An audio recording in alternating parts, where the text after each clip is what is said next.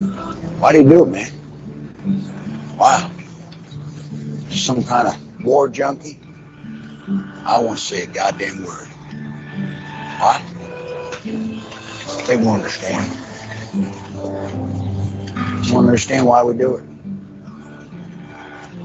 They won't understand it's about the men next to you.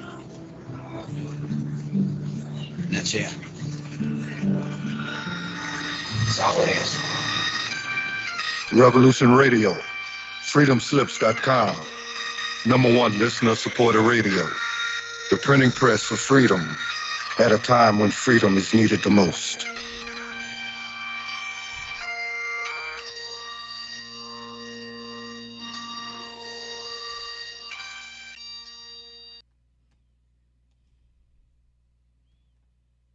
When the stakes are high at work, you're told.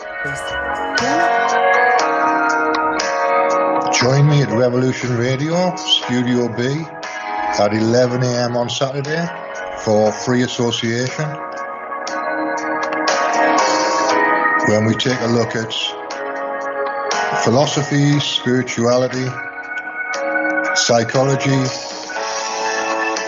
social issues, and geopolitics.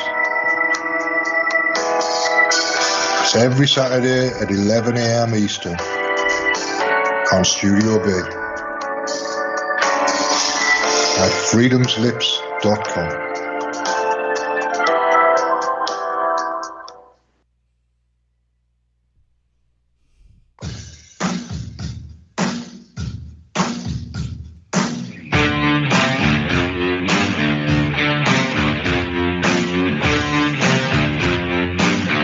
What is going on here? I demand an explanation. We work for a highly funded yet unofficial government agency. An intelligence organization that fears intelligence, historically not awesome. The United States is a democratic nation. Here the people rule. We build no walls to keep them in, nor organize any system of police to keep them mute. Freedom isn't free at all, but it comes with the highest of costs. We have you, the listeners, and the hosts at Revolution Radio. for allowing us to bring you a platform of free speech.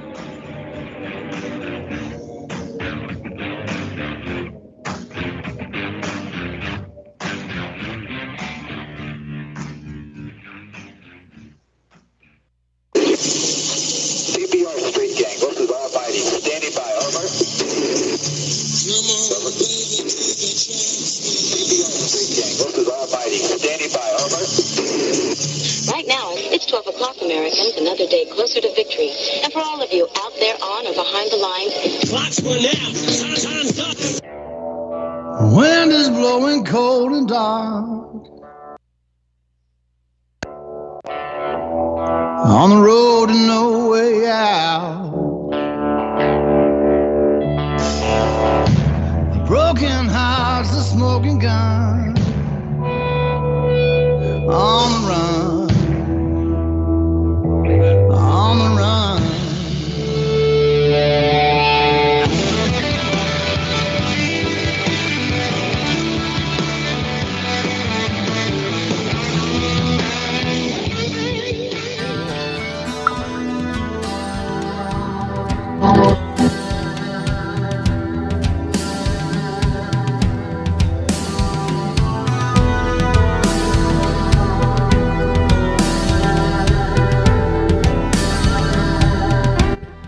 It's Friday night. My name's Jimmy. Somehow, someway, you found it. We got a good one planned for you tonight. We talked about the mirrors last week. Well, tonight, we're going to take a look in the mirror. Take a look at the man and woman of the 21st century. It's into the microcosm. We're on the air.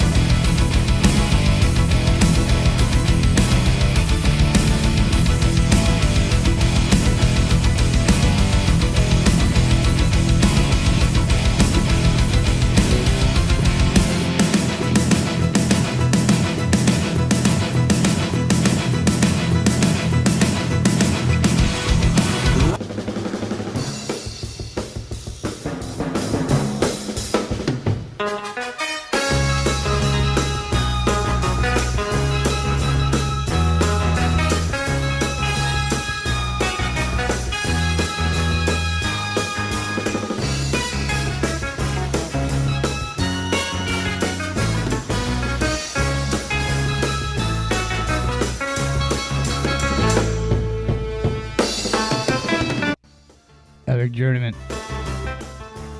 Are you there? I'm here, hunkering down, man. It's raining, it's storming, the waves are big, and there's nobody in the water. It's like, nice. not nobody on purpose anyway. Make sure you steer clear. You don't want any head injuries that come along with these big waves and the storms on the North Shore. I don't know, I saw a bunch of, seems to be waves everywhere around the world, man. There's a wave of negativity seems to be floating in. It's like, heard this clip with President Biden saying, "It's World War III, man." And I heard the clip out of context. And then... You thought it was? No, I heard the clip out of context, and I'm like, and I'm sitting there and I'm going, well, that's a pretty bold statement he's making there. And then I get a hold of Rock and Rio because I'm saying, hey, man, he's talking about World War III, you know? Maybe there's something there in reverse. And then before he even got into the reverse shit, boom, Rock and Rio again, sussing out the fake news. Wait a minute, something's wrong.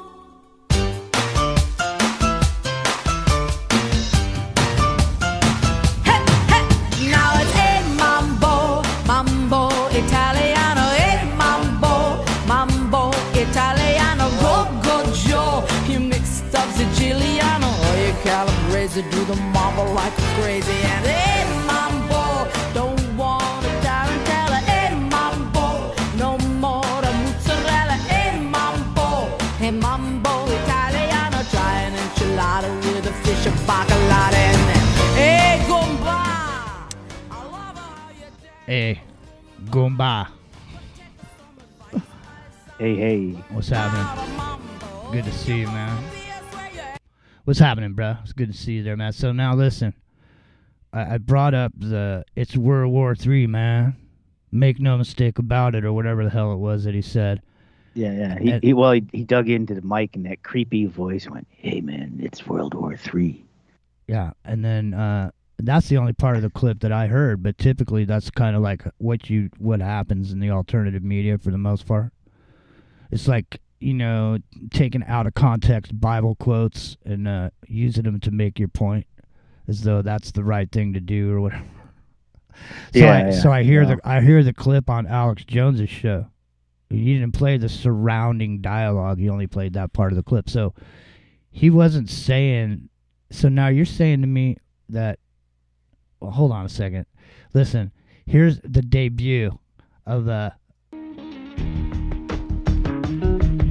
He's here. He's there. Oh, that's smooth. He's everywhere. From the Talamanca Mountains.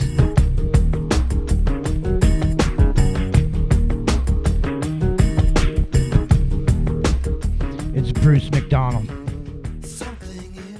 Bruce McDonald. Oh yeah. Jimmy, I had to kill a jaguar to make it here tonight with my bare hands, but I'm here. I know. Well, your mustache is getting thicker, so your machismo must be raising up in you like testosterone. So I hear them big cats go good with barbecue sauce, man. Well, listen, you can't eat them. They're not kosher. So that was Bruce's intro song. I'm not Jewish. Check this out. That was Bruce's intro song. But what's funny about it is that Bruce is the only person who picked his intro song.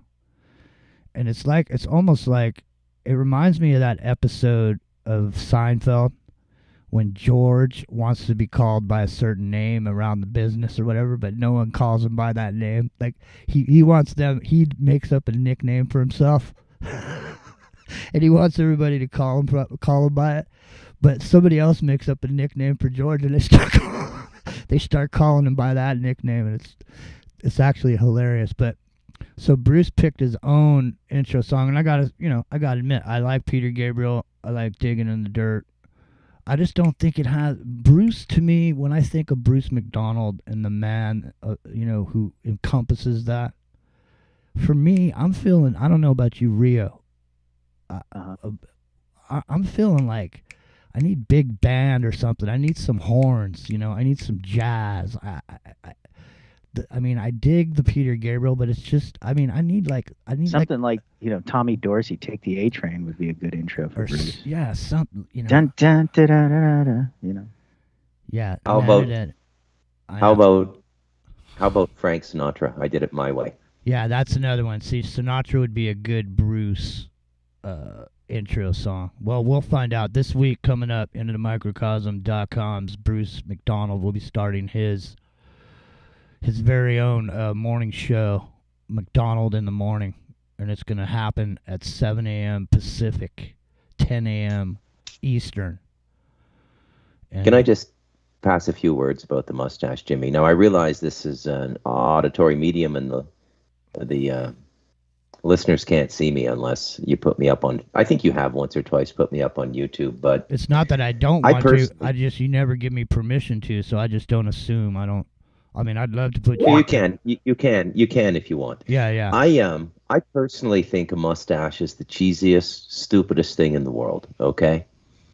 I grew this because my son grew an ironic mustache in Canada while he was working this construction job. And I said, why would you grow a mustache like that? It's just cops and porn stars.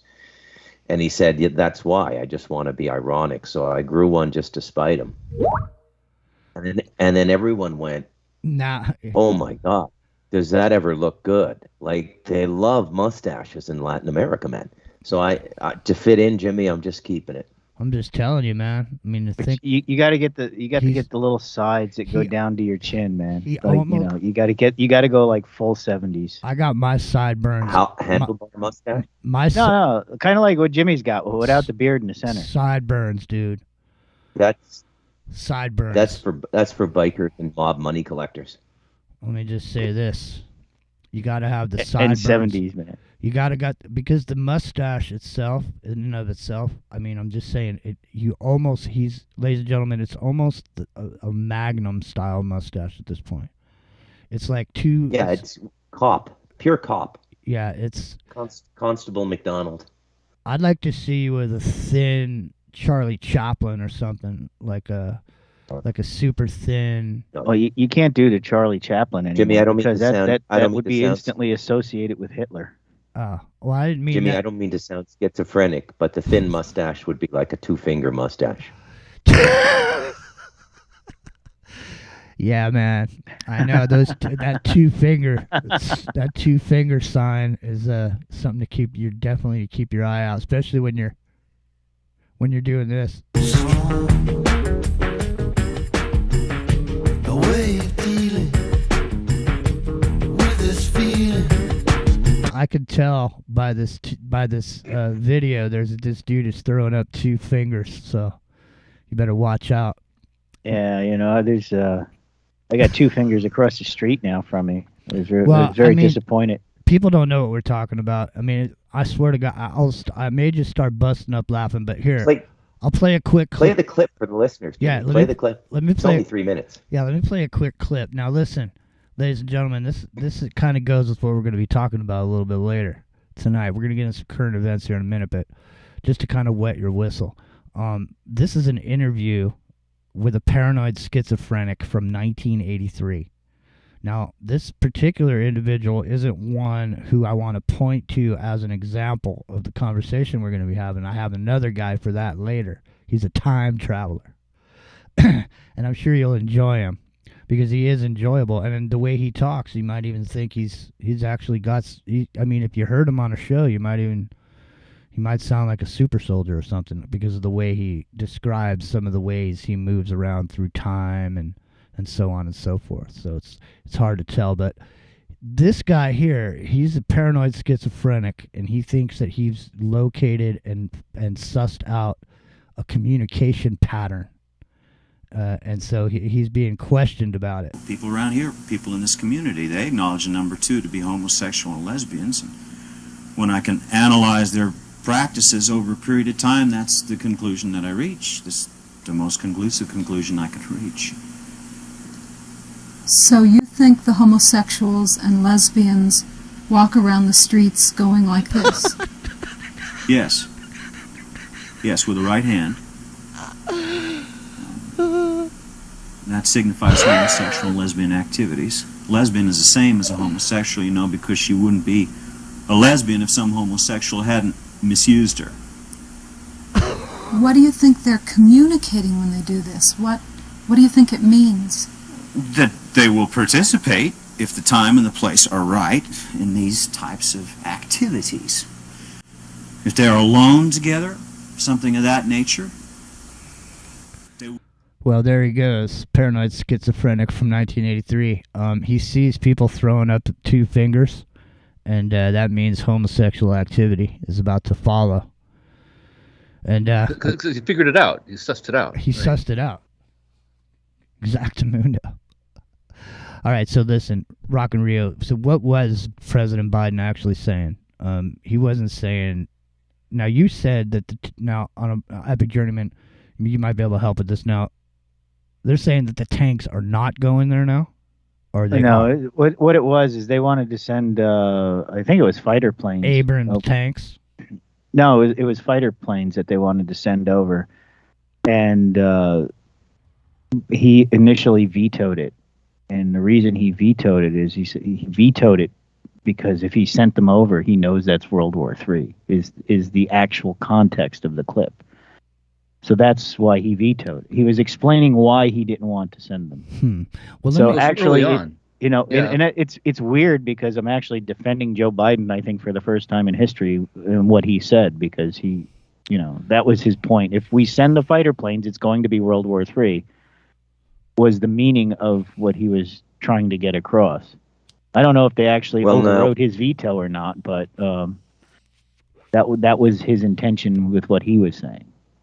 Let me Rio, before you put the man up on a pedestal, Rio, I just want to point out that even a stopped clock is right twice a day. Yeah, of course. Well, let me just ask you a question. Well, like I said, I think it's the first time I've ever actually defended it, something that Joe has said. Well, let me ask you a question. It's not really defending Joe. It's just pointing out that there are people who manipulate things for their own intentions. Well, let me manipulate things for my own intention. Let me ask you a question. All right. Okay. What happened to all that shit we left behind in Afghanistan? Oh, well. Do you think the Russians got a little bit of money to go buy up some of our old equipment over there so they could figure out how to fucking jam it up? I mean, come on, man. Come on. You don't think the Taliban's already sold out every single piece of whatever we got over there to the Russians by now? Well, I'm sure the Taliban sold off some of it. I'm sure they wanted to keep a little for themselves. Yeah, all you need is one, dude. Isn't that how they supposedly invented flying saucers? They just got one, and some engineers went in there and looked at it in reverse, and they reverse engineered it. I mean, come on, man. Give me a break. Well, the true story of the Bear bomber is that a B-29 landed in World War II in Russian territory. They disassembled that thing piece by piece, took the entire thing, every part apart, before they gave it back. And that's how they built that's why it looks so much like, the Bear bomber looks so much like a B-29, is they actually took that and reverse engineered it. So that's back when Russia could do such things. They're not as good, I don't think, anymore as they used to be, but they're still pretty good. I don't know, this whole idea of reverse engineering, it seems kind of far-fetched to me, man. I mean, in the sense that, and especially around flying saucers, for example. Because supposing I handed you a microwave oven, okay, and you didn't know what any of the shit was that was in that microwave oven, none of the parts. You had no idea what any of those parts were or what they did. Do you think you could just sit there and go... I mean, how long would you have to sit there and go, well, hey, Bob, I think if you push this button in conjunction with this button here, it makes this thing light up. But when it lights up, I don't know what happens, but I stuck my head in there and my hand got burned. You know what I mean? Right. Reverse well, good example would engineering. be like an F-35 helmet, right, or something like that. It has like a head-up display inside. They're not going to know what that is, or the touch screens. Like nowadays, they don't have the gauges and stuff. It's all LED. It's like a big touch screen. Yeah, I think the idea of reverse engineering is total and complete bullshit. and they just all they do is release out the technology that was already there that they know about from the last reset when everybody got scorched to death from the radiation because the magnetic field was gone. Yeah, that, when people just went up in smoke. Yeah, but the people who were down in the dungeon or whatever, they had all the plans for when they came back out. Hey, Tesla, here, you're going to invent electricity. You know what I mean? I don't think reverse engineering is possible. Maybe it is now with the AI. ChatGPT is taking over the world like we talked about a couple weeks ago. Since we talked about it, it's become literally, it wrote a paper and got into medical school. So somebody had it write a paper. It's like, hey, man, I don't know. But he was probably, I wonder if the AI pulled an all-nighter like college students and sitting up, snorting no-dos and drinking coffee all night. I don't know. Who knows? An all-nighter is probably about 10 seconds for that thing. All I know is grow a mustache, walk like a man, and do your best not to get punched in the face. I mean, that's what Bruce McDonald says. There's people asking for I'm going to punch you in the face t-shirts for Bruce McDonald. Like it says Bruce McDonald on the front, and on the back it says, hey, man, you ever been punched in the face? I'm not kidding, Bruce. Somebody put that in the chat room. IntoTheMicrocosm.com. Go over. There's a chat room. Also, so just to be clear, everyone in this quartet has been punched square in the face at least once in their lives, right? Yep. The only person I'm unsure about is Rio, because he's so mellow. I mean, I couldn't see him getting punched in the face, but not that he hasn't punched someone in the face. I just don't see him getting hit. But go ahead, Rio. Have you been punched in the face? Not intentionally. Like I've never had anybody come up and slug me for no good reason. But I've been in situations where flying fists have come in contact. Yes. Well, at the moment that you have been punched in the face, and then you go turn around and watch a movie on TV, and you see all these people going, psh, psh, psh, oh, ooh, psh, psh, psh, and getting in these fights, that ain't how it goes, man. People get hurt. I saw a fight. Some guy decided to make a comment to somebody's girlfriend as he was walking across the street. And their girlfriend's boyfriend came back and literally beat the shit out of this dude and smashed his skull into the concrete probably about 20 times. And it was literally while he was walking away, and as the guy was walking away, he's yelling down at this dude who is literally now, his skull has been bashed into the concrete, and he's going into convulsions on the ground. And the dude who kicked the shit out of him is standing over the top of him going, what do you got to say now, man? Huh? What do you got to say now? Huh? Nothing. That's right. I've never done anything like that in my life, and I don't like people who do. I always, as much as you can in a street fight, and I've been in probably over 40 street fights, including working in bars, going through university for 4 years in my 20s. Mm-hmm. I knock a guy down with a straight left jab. He's down on his ass, crabbing away from me, with his hands and feet, because you don't want to stand up right in front of the guy again because you're vulnerable. Mm-hmm. And I just say, that's it, buddy. You got to leave or it's over. And 99 times out of 100, people will just agree, right? People are sensible. You just got to give them one square punch, Jimmy. I don't like people who beat the shit out of people. That's just psychotic. It's a different world, man. Yeah, I think I've actually hauled off and slugged and knocked out one person that I can remember. It's a different and world. I had very good reason, but it's a different world we're living in, though. So let's say 30 years ago, if two guys were going to get in a fight or whatever, it'd be like two guys squaring off, standing there like they're in a boxing ring. You know what I mean? For the most part. There's going to be a fight. It's going to be two guys standing there with their dukes up. Put up your dukes or whatever. But that ain't the world we're living in now, man. This is a UFC world. Okay? This is a video game UFC world where life means absolutely nothing. And you could just snap a dude's neck, and it doesn't mean squat. You could pull a dude's eyeball out in the ring, and no one's going to think twice about it. Okay, and it's not even not that would be bad enough, but now there's even female role models for the same type of behavior. And I'm not saying that UFC fighting there's anything wrong with that if that's what you're into. But I'm just saying the kind of world we're living in is it's a different world. So MMA is actually safer, Jimmy, statistically than boxing. The problem with boxing is you get hit in the head so many times.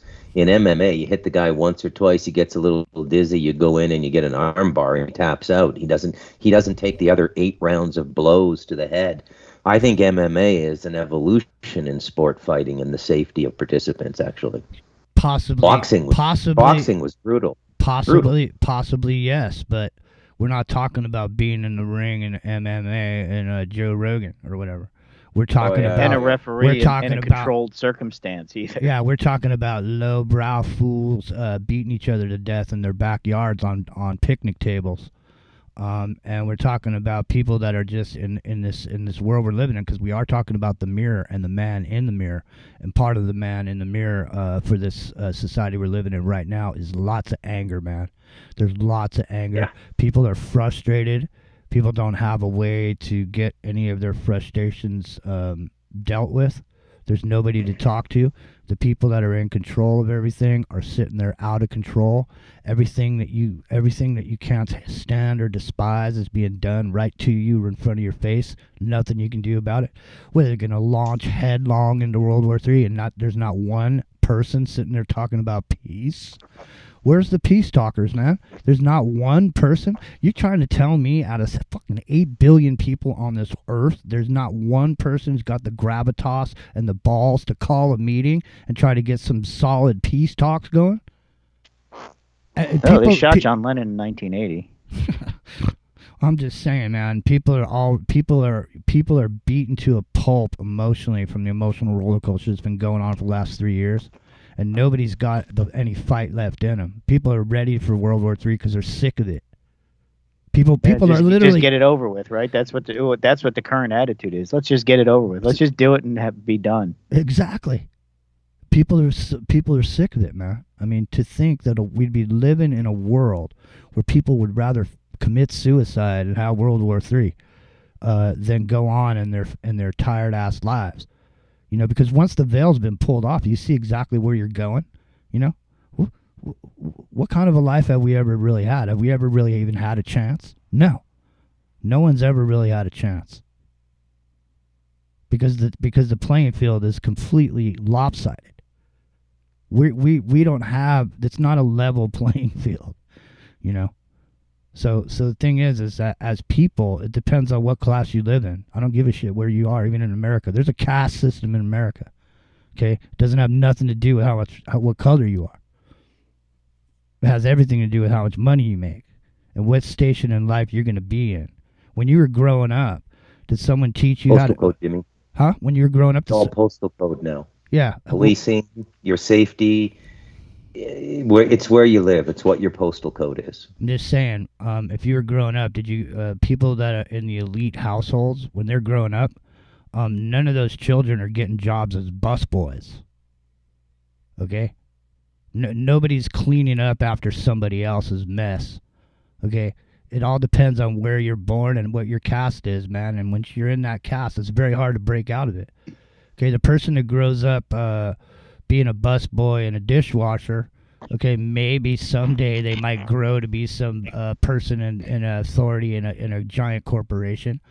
But even if they are, all that is just motivation for the other 99% of the fools that will never get there and just sit there paying into a system their whole life for some day when some day is going to come. And someday never comes. You know, I'm sitting here. I'm at my mom's place, you know, we're cleaning out some stuff. I'll just bring this up. It's a personal story, but I'll bring it to the table. Because it was a moment of revelation for me. So we're looking in the mirror tonight, so it's sort of a moment of revelation. I was kind of looking in the mirror when this happened to me, so I'll tell you guys about it. So the thing is, I'm cleaning this stuff out, and I find this box, all right? It's like a long box, you know, a couple 4 inches thick, you know, tall. I open the box up, and it's these hats in there. Now, my mom's, you know, 80 years old, so I'm just put that into context. So there's these hats in there.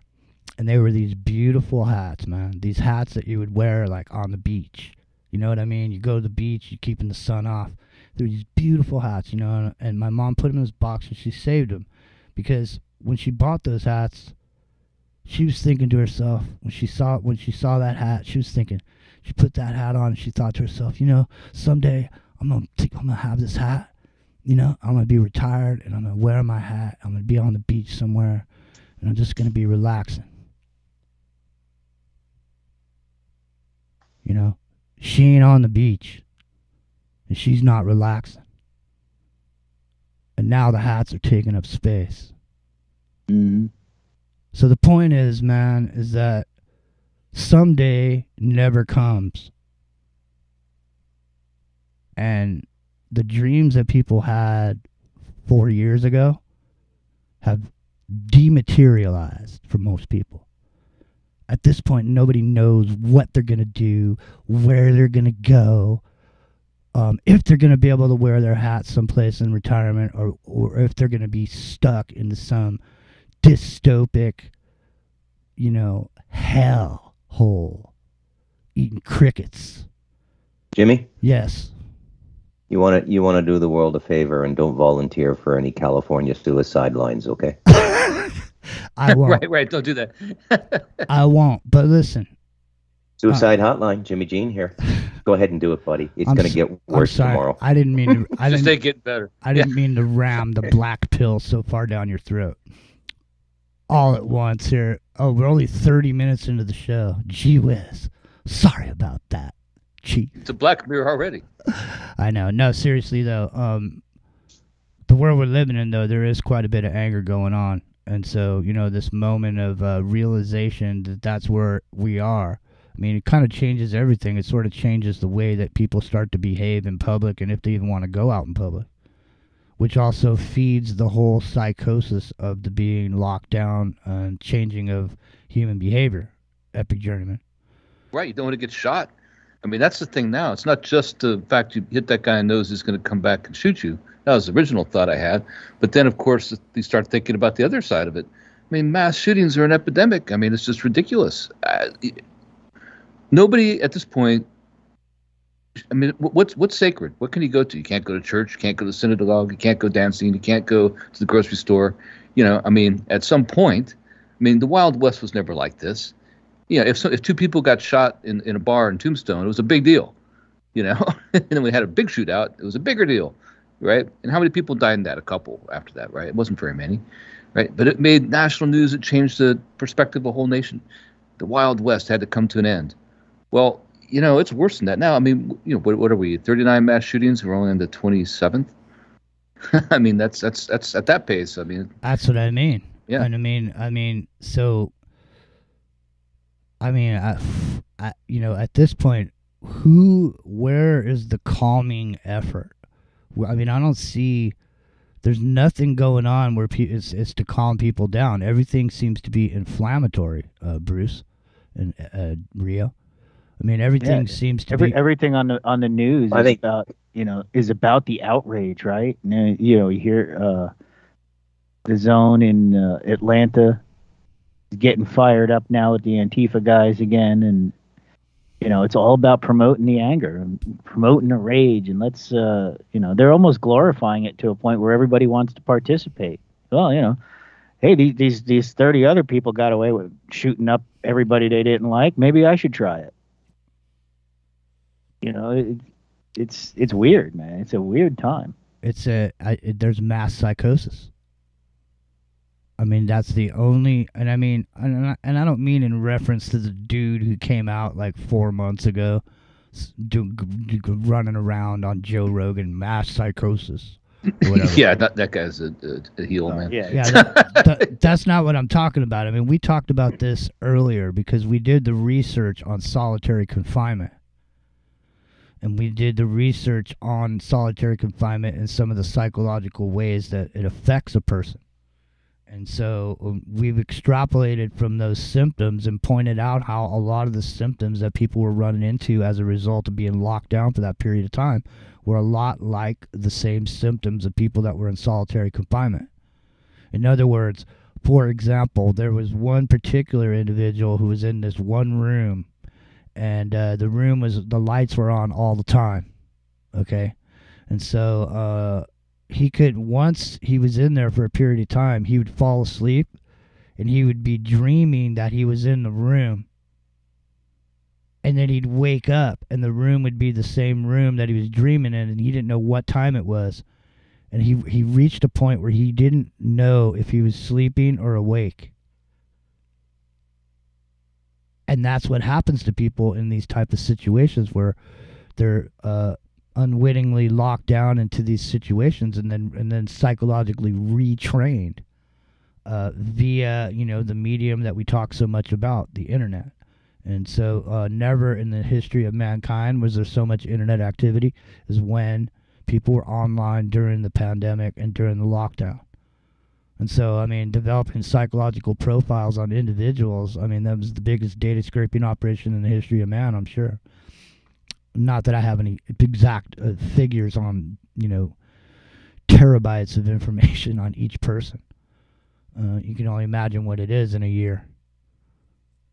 Everywhere you were, how long you were there, what your pupil focused on at that point.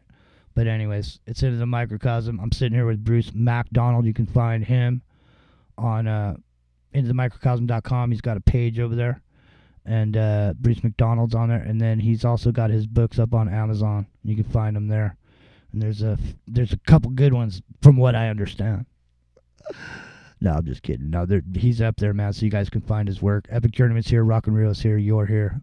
We're all here. Tonight, last week we talked a little bit about the mirror. Tonight we're taking a look at some of the reflections in that mirror from a modern man.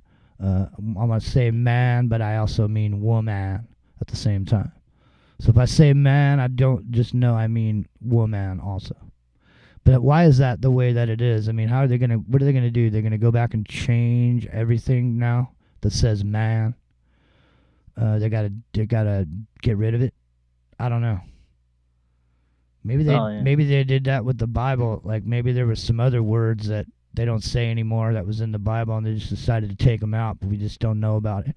Because, they decided, we're not going to use these words anymore. But they were the key words you needed.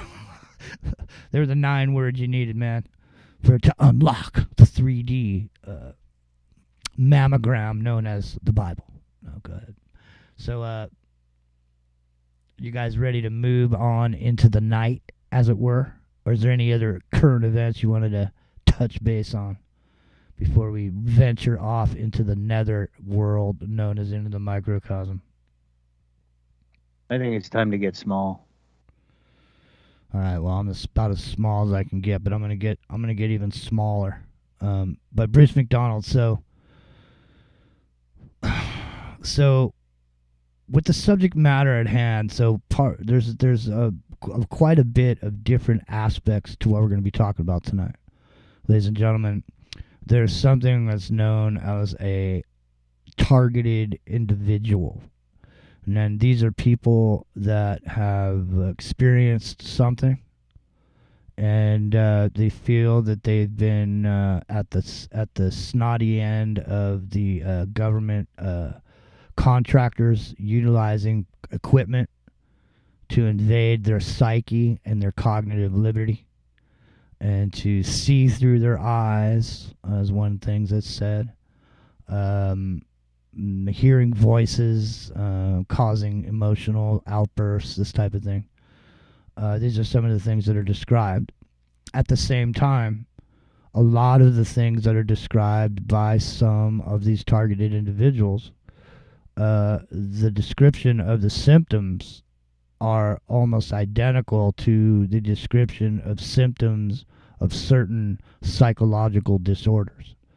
Almost like when they were writing the book of psychological disorders, they knew they were working with this wireless stuff, and they're like, hey, Bob, there's going to be a bunch of people coming in and saying they hear voices and doing stuff that, somebody told them to. He said, put this in there as one of the symptoms of being mentally disturbed or whatever. Hey, Bob, there's going to be a bunch of people coming in here saying, they saw a ghost or whatever. put that in there as seeing people as, that don't exist is one of the symptoms of being crazy. Who knows? I think. What was the percentage of people that could resist authority in the Milgram experiment? Anybody remember? Was it 15%? You talking about the prison? Yeah, 10 to 15. The guy when they give the electrical shocks, I mean, right, to the guys in torture room, basically. Mm-hmm. Yeah, it's like somewhere between 10 and 15%. I don't remember exactly. It was pretty small. They totally resisted. Yeah. It. So that same percentage on the other side got into it. They became like totally sadistic. Yeah. Sadists, yeah. Yeah. Let me shock that guy. Yeah. Yeah, the SRI prison experiment was another one that was like that, where they just said, okay, you're a guard and you're a prisoner. That was wild. That was. Yeah, and you talk about it a little bit. So did I see that just recently, or we'd have it on the show just recently? I forget what I was looking into that recently, but no, the deal was people volunteered back in the 60s and 70s. People would volunteer for these experiments. They get paid like $15 a month or something to volunteer, and these little benefits as part of their education along with it.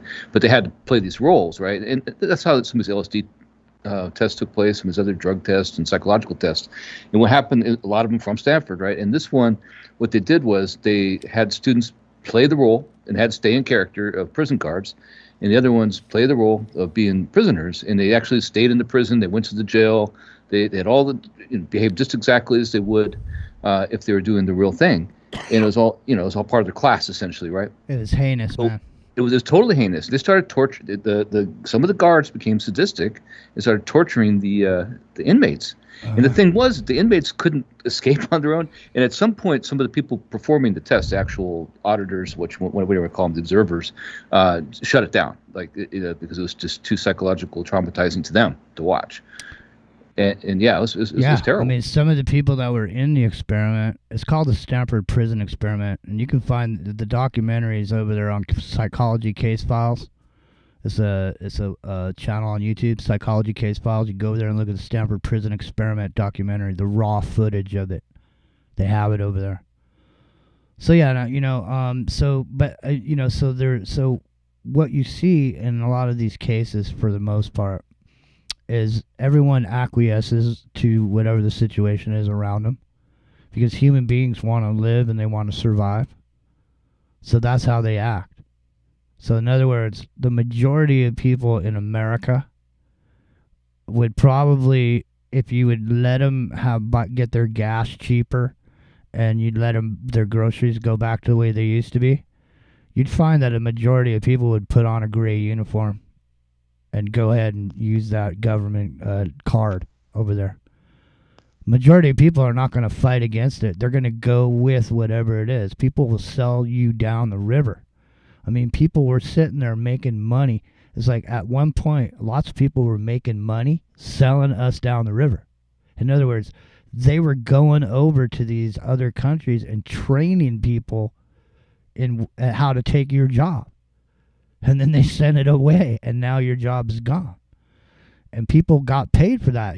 There's lots of people that were willing to make their living selling you down the river. So if that's just a small percentage of the population revealing how they would act in a certain situation, man, go ahead and take a look at the show Survivor. Go look at what people do over there. Right. If you want to win in Survivor, what do? You lie, you steal, you cheat, you steal food, you pilfer, you make deals, you go stab people in the back. I mean, these are the role models, because they win $1 million. So that's the thing. You get the $1 million. Go ahead.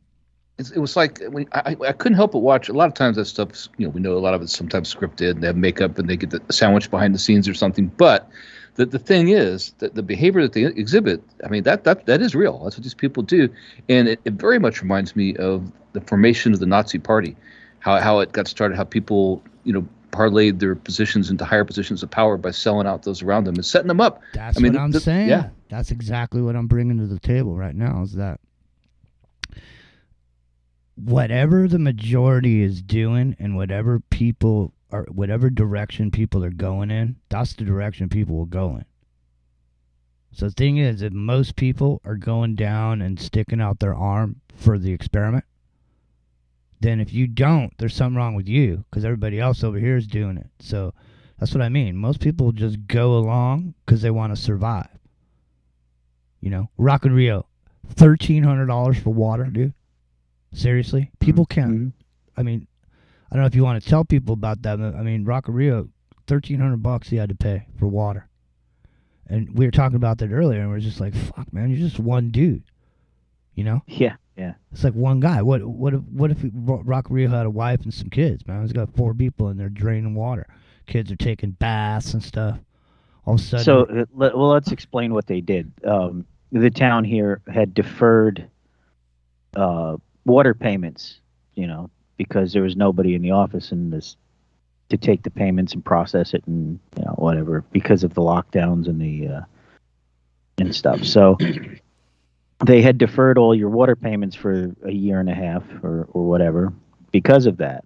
So in January, we got this notice that, you know, the deferment time is up and you're going to need to pay up.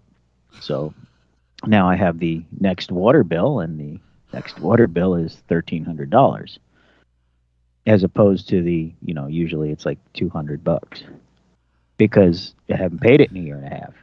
So all these people who thought they were skating and getting a free ride for the last 2.5 years because of, you know, relief. The point is, man, you know, but, you know, and like I said, I'm one person, so I have a $1,300 bill.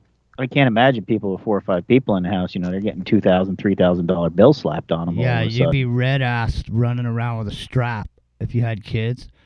Who left this water running? I mean, it's like $1,300 for water. I mean, it's like leaving the light on. It's realistically not more than I would have paid over the course of the last 2 years. But, you know, now it's just one solid payment. Bobby, like, hey, you know, pay up now. You time's up. Pay it up. You know, it's like they're calling in the loans. Yeah, well, let me just say this, man. Bobby, put that slip and slide away. No slip and slide for you, Bobby. Water. Taking a dirt bath. Exactly. No more bubble baths for you. Take a dirt nap up in Canada. You know. Not a dirt nap, just a it's dirt a lot bath. better. It's better to take a dirt nap than it is to, you know, live on in this dystopic, futuristic hellhole, desert of mediocrity. Well, the one good thing though is that because we do live in such a state, you know, being in New York, where Democrats want to give everybody who, you know, doesn't want to pay their bills anything they want, they actually can't turn off our water and electric. It's against the law here, so you don't have to pay your bill. You can let it stack up for a long time before they really do anything about it. Vladimir Putin's going to turn off your water and electric for you. Don't worry about it. Yeah. He's going to... The Caliber missile, yeah. It's gonna be bloody Sunday, man. Watch out. Watch out. Sunday, bloody Sunday. You know, we're not going to have water if they have their way. I mean that. Like, they're not going to have water to bathe with or anything like that. That is... Robert Silverberg was pretty much a prophet about that in his was it like early book, 1962 or something, The World Inside. And it's about these mega cities, and everybody lives in these mega cities. It kind of sounds like Neom, right? And they recycle everything. So all the, you know, everything you drink comes out the other end. They just recycle it, and you use that as drinking water. You don't have water to bathe. Water's too precious, right? You need it for crops on the outside. So what they do is they have these sonic bathing things. You step in, and it just vibrates the dirt off you. Yeah, it's like The Fifth Element, that movie. You live in those pods when you're gonna have Chan fly up to you next to you with a floating Chinese restaurant and order yourself some chow mein. It's Into the Microcosm, and we're talking about the reflection of the mirror of the 21st century. Yes, with the right hand. Communicate. Which people?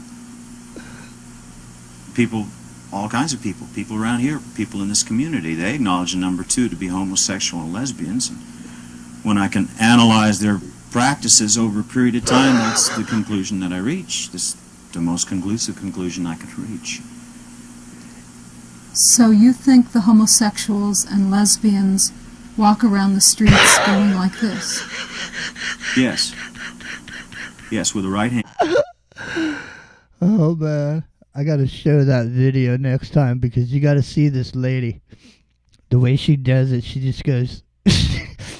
She's sitting there. She reminds me of Brandy, kind of. She's just sitting there and she goes, so let me get this straight. She's a psychologist. This guy's telling her a story, right? She goes, so let me get this straight. You mean people walk up and put their two fingers up like this?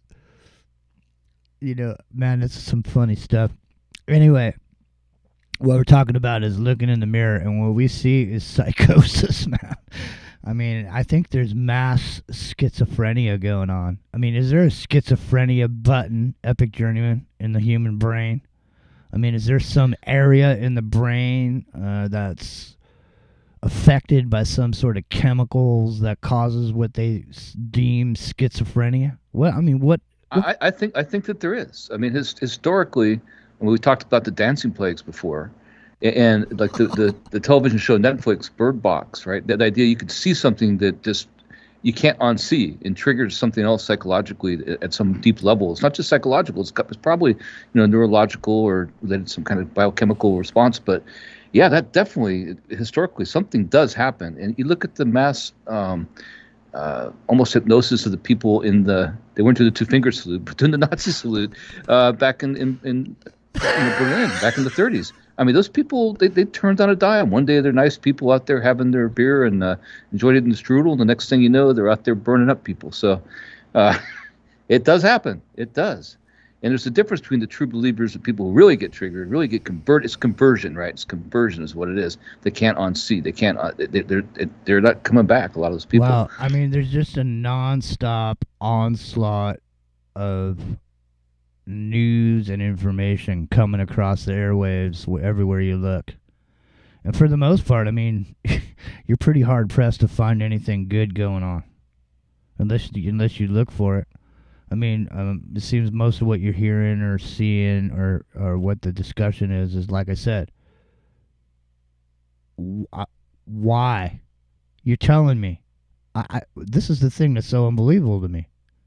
This is what's so unbelievable to me. It's like I'm sitting here and I'm literally in disbelief that out of the 8 some odd billion people, you're trying to tell me there's not one person with the intellectual, spiritual gravitas with a pair of balls on them that can get up on the world stage and say, come here, let's have a discussion and let's figure this out. And do it in public. There doesn't have to be weird phone calls. Oh, yeah, we've narrowly avoided it. We had made a phone call in the middle of the night. Luckily, we still had that phone line. Guess what? They disconnected that phone line. Did you guys know that? Right, the dome of silence doesn't work anymore. Yeah, the red phone, there's no more red phone? There's no more red phone. There used to be a phone. And, the other thing people don't realize is, an Epic Journeyman, you can expand on this, but we only got a few minutes left before the break, about 4 minutes, so you can expand on this. But listen, what people don't effing realize is it ain't the Soviet Union, man. Putin doesn't have to get permission from anybody to push a button. He just pushes it. He's the one in charge, solely in charge, period, the end.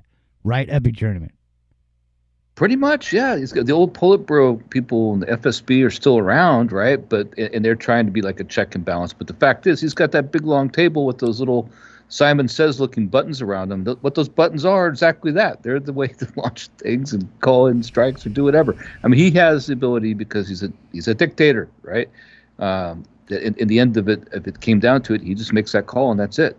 He's very much like Kim Jong-un right now. In that sense. Let me just say this, man. If you rule the world, if you are the one that rules this world, you would not get involved in the petty squabbles of some country over here. Because what we're talking about is a world. Okay? The one who's in charge or the biggest daddy in the world is not going to go over here and get all dirtied up and some nasty little thing going on over here. It's, inconsequential. It means, why are other people getting involved in it, period, is the point. If it's between those two countries, then what business is it of anybody else's what those two countries do? But all of a sudden, it's the rest of the world versus Vladimir Putin. And Vladimir Putin says, well, in Russia, and the Russian people say, and Vladimir Putin says, if there is no Russia, then there doesn't have to be a world. If you won't allow Russia to be in the world, then there is no world. That's exactly what they said. That was an exact statement they made. Yeah, it's a lot of double Chamberlain stuff going on, though, unfortunately. I mean, that's the thing. There's no appeasing this. He's going to take that country, or we're going to stop him. Not us, like the U.S., but the world. And it's a repeat of Hitler going to the Balkans and to Austria. It's exactly the same thing. It's no different. It's not going to have any different outcome unless it's going to be the same. History repeats itself, and that's going to be what happens. I don't see any way around it, personally. I hope I'm wrong, but I don't see a way out of it. Well, it's Black Pill Friday. My name's Jimmy. I'm sitting here with the boys. We're hanging out. And intothemicrocosm.com, revolution.radio. Come on over, become a supporter. We really need the help down there on the support for Revolution Radio. So come on down and become a supporter. If you want to find us, intothemicrocosm.com. And you say what's up to Bill. He uses this song as his intro song. It's a great song. Set it off. Audio Slave. Into the Microcosm. Be right back.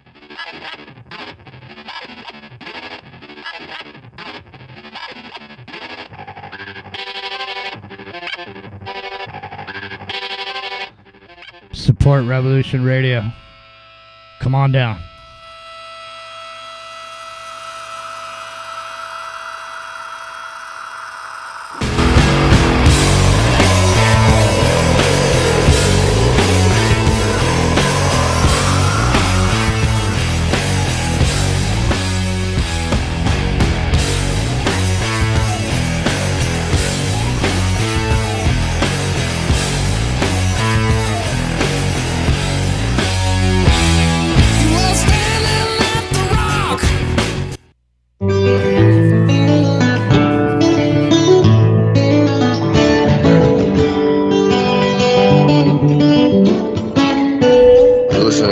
Radio at freedomslips.com, and we'll be right back after this message.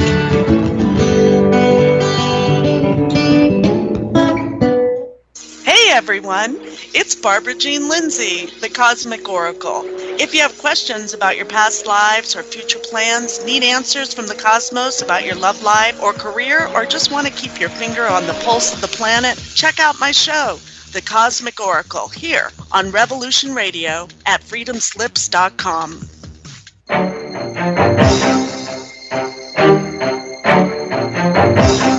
Don't miss the Crypt Rick and Jonathan Show every Saturday, 6 to 8 p.m. Eastern Standard Time, Studio B, right here at Revolution Radio. The journey begins to fun, health, and freedom.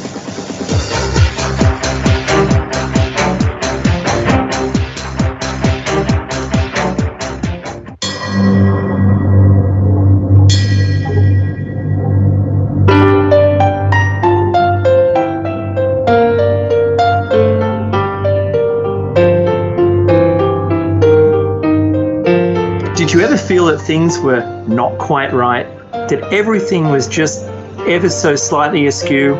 Do you have, to paraphrase Morpheus, a splinter in your mind? If you're interested in hearing the latest information about UFOs, the paranormal, ancient cultures and structures, monatomic elements, longevity, fantastic discoveries in science, download it to your brain, then tune into us. Hi, I'm Dave. And I'm Mackie. And we are Shiny Side Out, Sundays 2 to 4 a.m. Eastern. See you then. Revolution Radio, freedomslips.com. You don't need to expect us. We're already here. There have been imaginative science fiction writers for generations. Be evasive. But that doesn't mean that they're telling the truth as opposed to fiction. I'm aware of some archaeologists that have uncovered large bones indicating giants in Virginia. Genesis chapter 6 verse 4, there were giants in the earth in those days, and also after that, when the sons of God came unto the daughters of men, indicating that there were giants before the Nephilim. and sons of God, plural. They weren't talking about Jesus coming down and No, that's right. Yeah. Uh-huh. I'm Steve Crawford. Join me every Thursday night in Studio A at 6 p.m. Eastern for Factor Theory Live. Find us on www.revolution.radio. Great guests and great stories. What do you believe?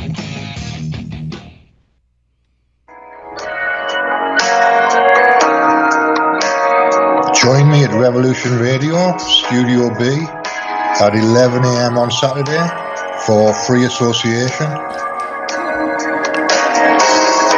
when we take a look at philosophy, spirituality, psychology,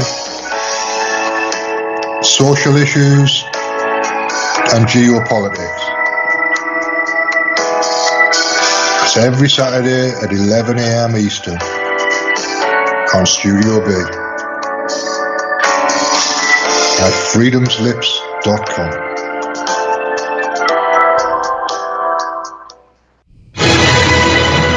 I want to thank everybody for listening to Revolution Radio at freedomslips.com, the one place where information never sleeps. Revolution Radio.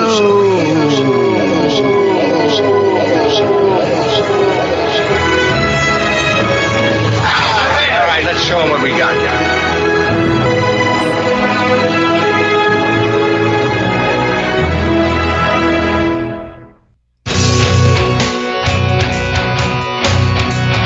All right, thanks for listening while we took that short break here at Revolution Radio, freedomslips.com. And yeah, we're going to get back to your host.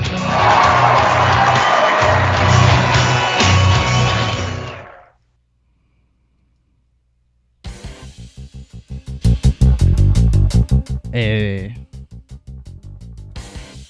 what's up, TalkStream Live? Number 8. Generals gathered in their masses, just like witches at black masses.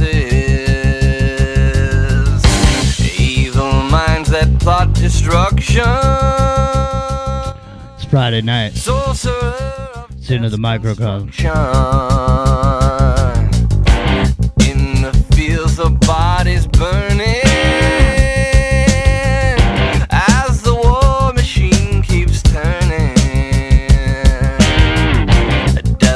Hatred to mankind, poisoning their brainwashed minds. Oh Lord, yes.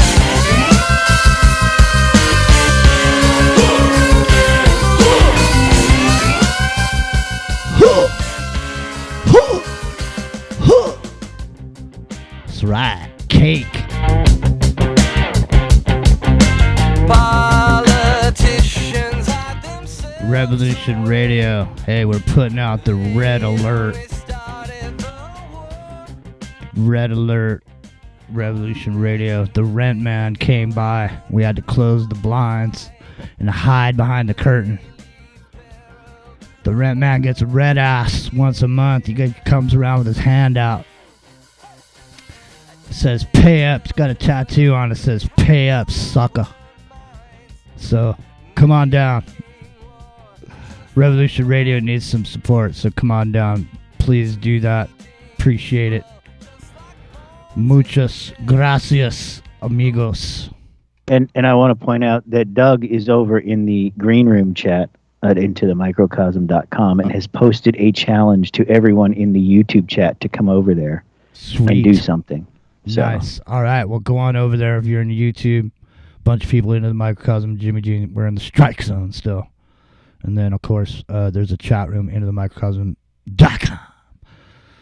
Go on over there, and don't want to take anything away from Revolution Radio. So, like I said, people could use some support.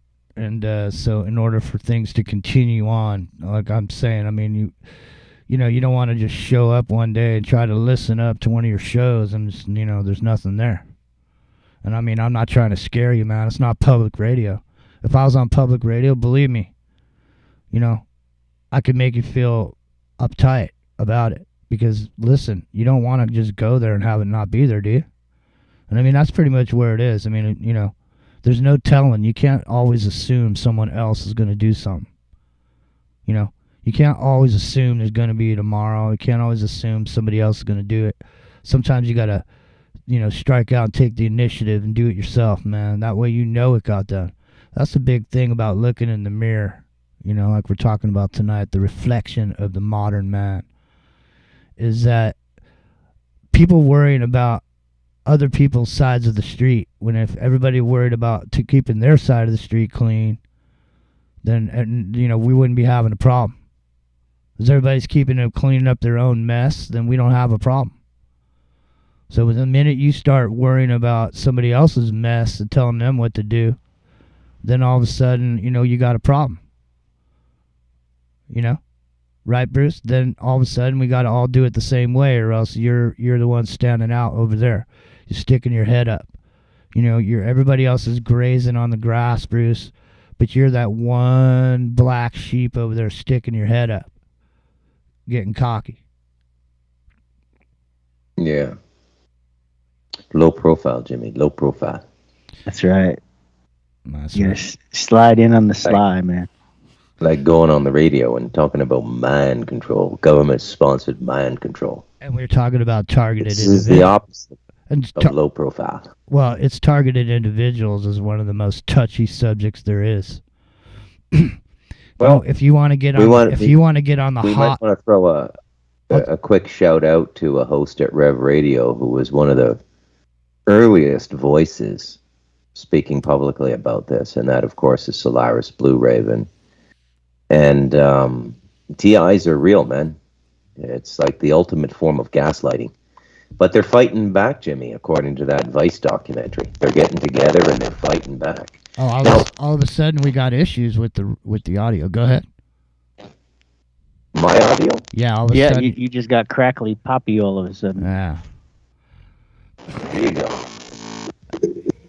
Never should have got. You just went digital. I never should have gotten a Chinese mic. No, never talk about targeted individuals. No, well, just go ahead. I'm just teasing you, but we'll talk about it tonight. But go ahead. Yeah, it's the ultimate form of gaslighting, right? You could go crazy, man. You know. Well, I would point people, and if you're interested in this subject matter, and there's quite a bit of it, but we could sit here and do nothing but this for the rest of our lives because there's so much of it. But we just kind of want to touch on some of it because, you know, there's a lot of people that are, can attest to some of these things that have gone on. So let's first of all reference Dr. Karlstrom. And you can go to Dr. Karlstrom on the internet and do a search, and you can go over and see his information. He spent years doing this. You can see all the technology used in the completion of some of these assertions. People assert certain things, and there's the technology that does it right there. Like I say, there's a lot of information there. So here's the thing. Where is there, Bruce? Now, I brought this up with you earlier because of what we're going to be talking about tonight. And I have this interview from a schizophrenic time traveler. Okay, now, you could probably, we're going to listen to it. We're going to listen to it, and then I probably shouldn't have said anything and told everybody that this dude was a schizophrenic. And then, I should have just played it to see, what you thought of his story. Because he says he's a time traveler.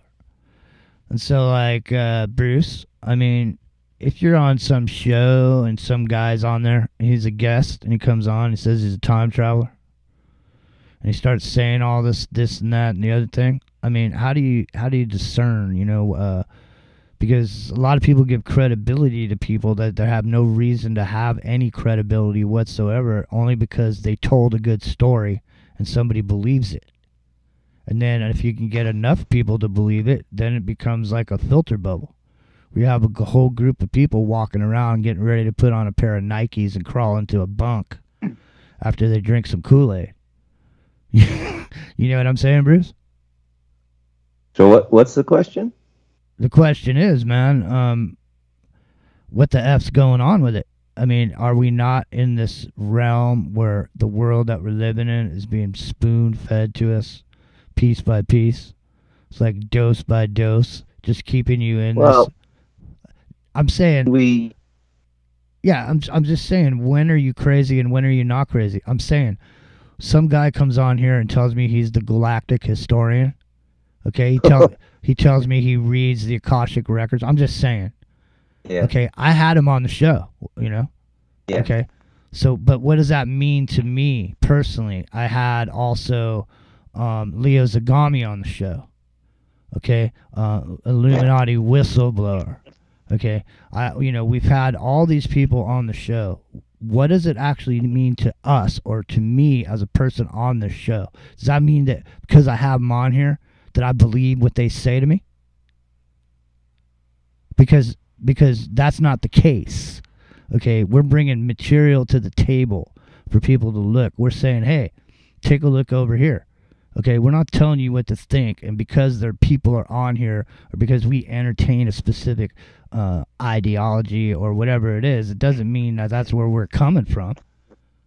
But we're trying to have a discussion about certain things. So let's just say, how does a regular person, let's say, because there's such a giant audience out there for podcasters, you know? So let's say, how does the average podcast listener differentiate between someone who's, why are they on here? What makes a person credible? Do they have a degree in a certain thing, and they can sit here and make qualified statements about a subject? A lot of times the answer to that question is no. So what it requires is belief into something that somebody's saying. And so, like I was saying a minute ago, that was what the question was like, how do people, where does the fantasy stop and the reality hit the road? Because like when we listen to this guy, this time travel, what does that sound? I think it's Bruce. The mic on Bruce's side, I think. Sounds like somebody's walking around in galoshes and there's water in there. a little bit. Bruce, sounds like you have your cell phone too close to your microphone. Yeah, it's like electromagnetic distortion. It does something. It might be targeted. That's why he has a mustache. There you go. Look out, man! Those guys got machetes just to take that mustache off. Rio is right. Now Bruce is uncovered. I don't even want to talk about it on the air, because I don't want to get you started. We just got into the second hour here, so.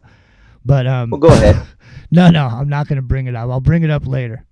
But listen, you can't get me any more revved up than UPS in this MacBook Pro. That's right, what I was going to say. Man, waiting for the MacBook Pro. That's what I was going to say. I was going to say you've discovered inadvertently something that may or may not be, something you don't want to, expose too heavily. Just because, like I said earlier, remember Whitney Webb or whatever. You might not want to expose the extent of the corruption that you've located just on the mirror. Well, hold on a sec. You've made that reference twice tonight. Has something bad happened to Whitney Webb?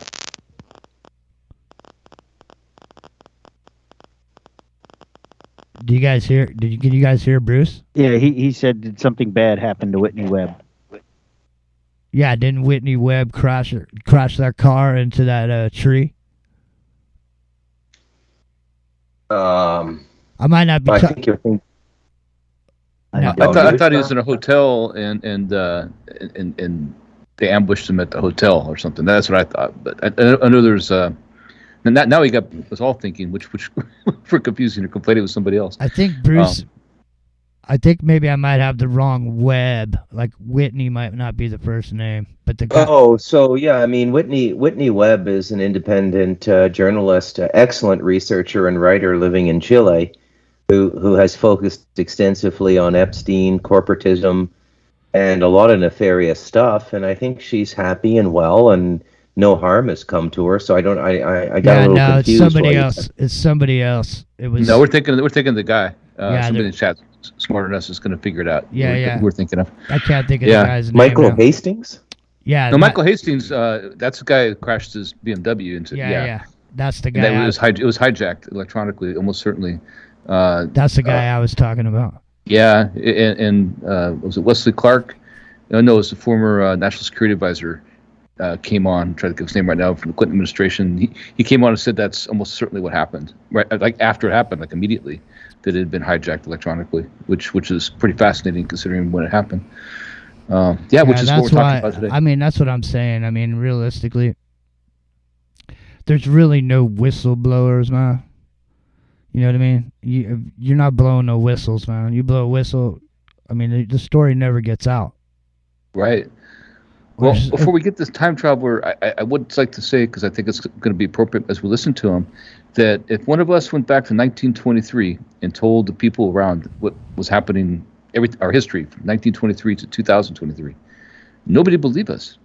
And half the subjects we wouldn't even be able to talk about. We couldn't talk about like the sexual things or all this other, nothing. You know. Here, I'll give you some schizophrenic ramblings right now. How about this?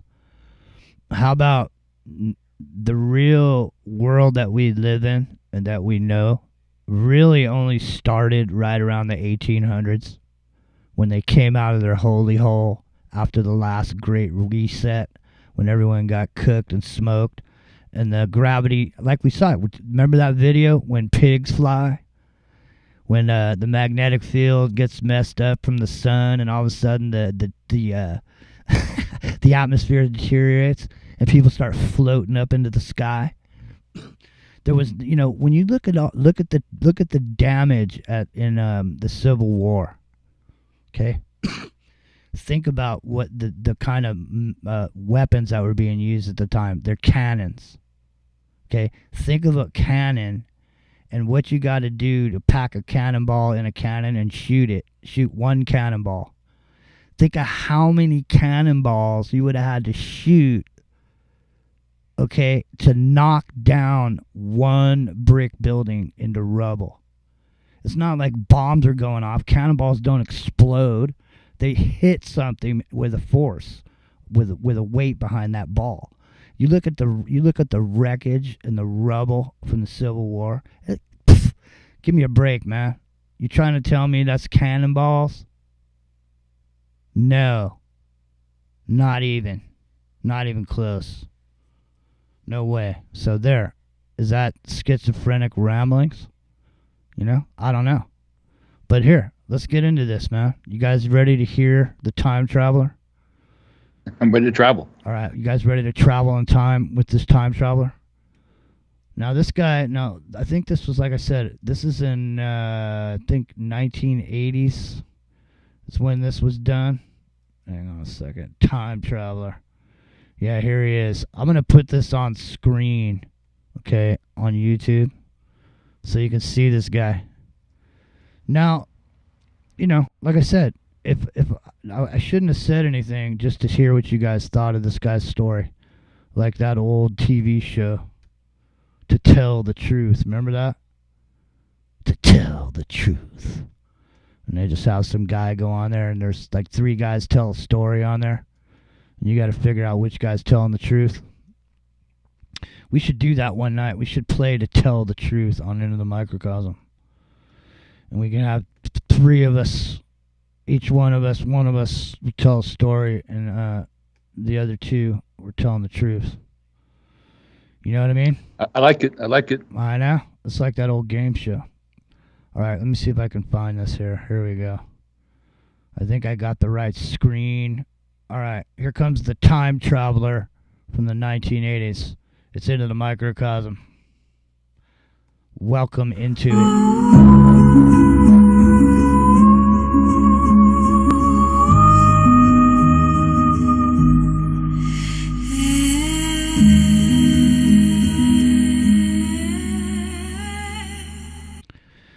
I want to point out something about this if you're listening and you don't get to see it.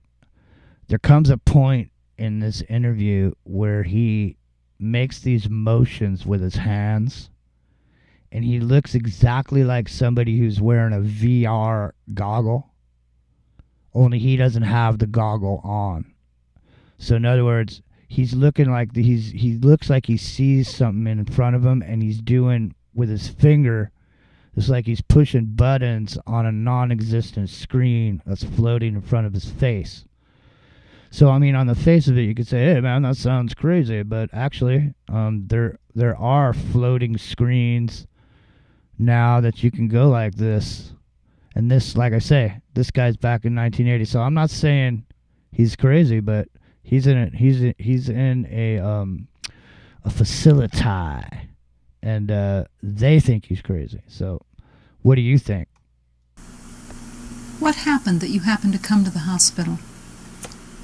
I was out riding in my car with 2 other people, going down this hill when all of a sudden it turned over, and I was arrested, of course, for that, you know. And they were going to turn me loose, except that they called in and said the Army had AWOL out on me, which is a lie, of course.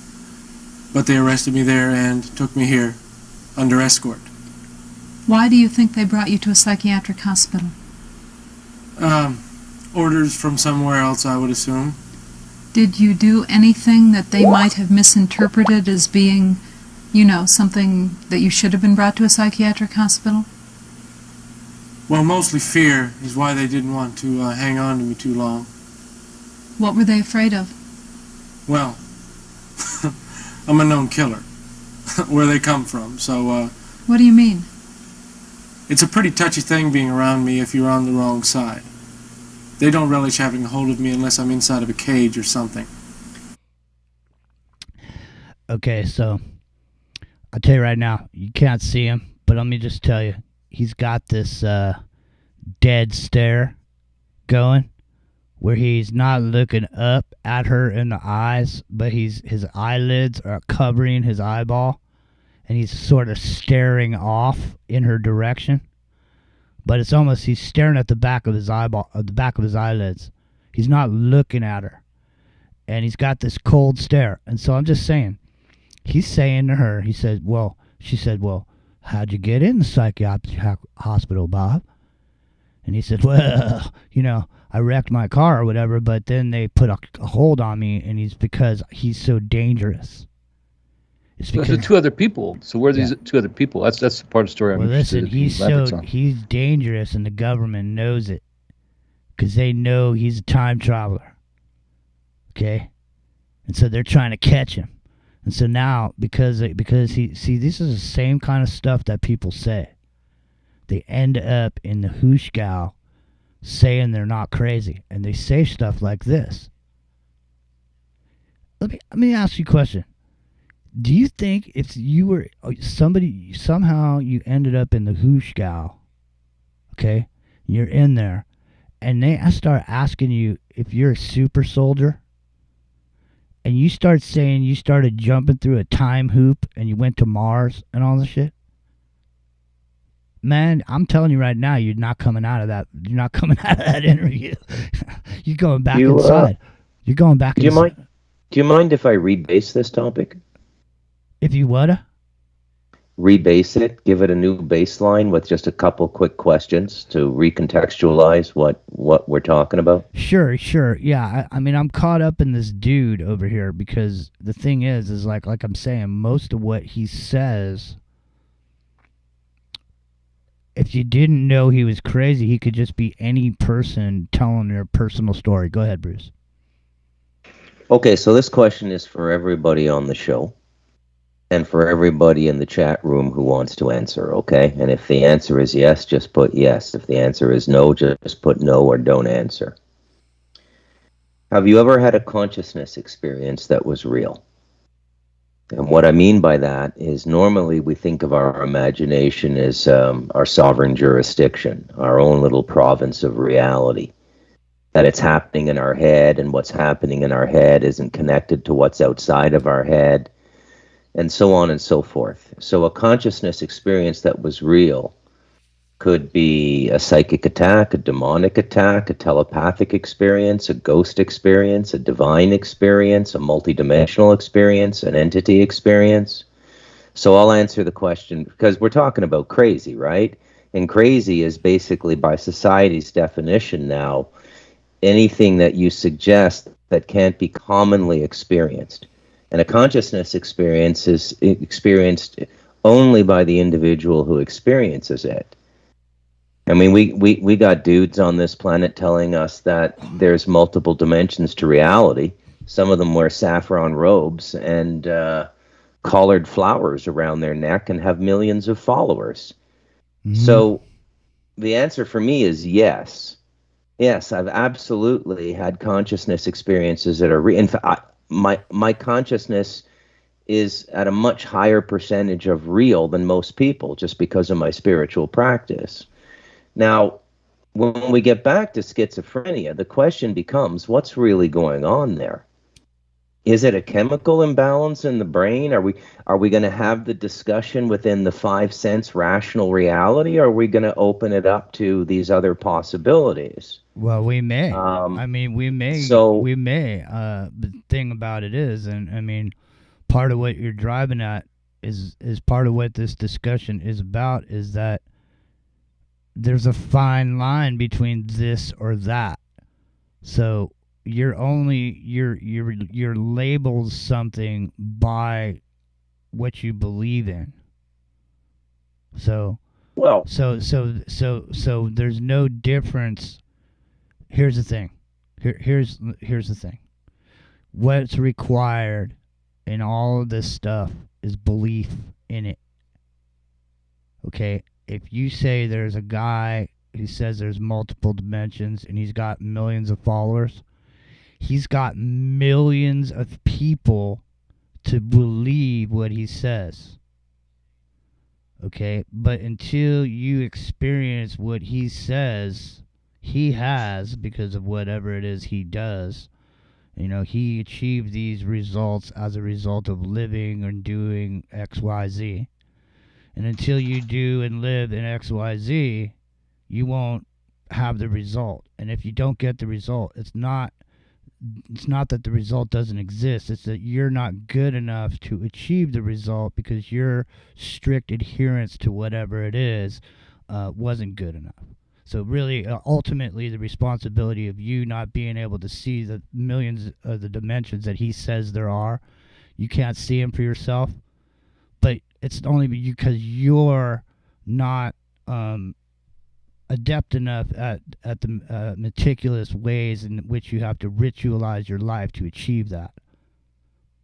So instead of people actually having to do the work, what they do is they just believe. They don't. Oh, I see. Yeah, I see what you're saying. So for most people, reality is a self-fulfilling prophecy. They enter into a belief system. Governments know this now. This is the General Milgram experiment, right? So the authoritative line, the vaccine is, the medicine is good for you, right? But I mean, Jimmy, by your personal experience, have you ever had a consciousness experience that was real? Like if somebody entered your house and you were going through it and you were going, holy cow, man, this is going on, and I couldn't see it and I couldn't hear it. Do I have the right to believe you're crazy?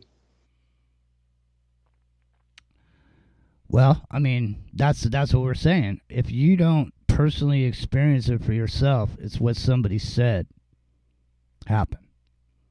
Yeah, So I the thing think is, most people who listen to the show have experienced it in one way or another. Yeah, I've had positive or negative. I've had a bunch of shit happen.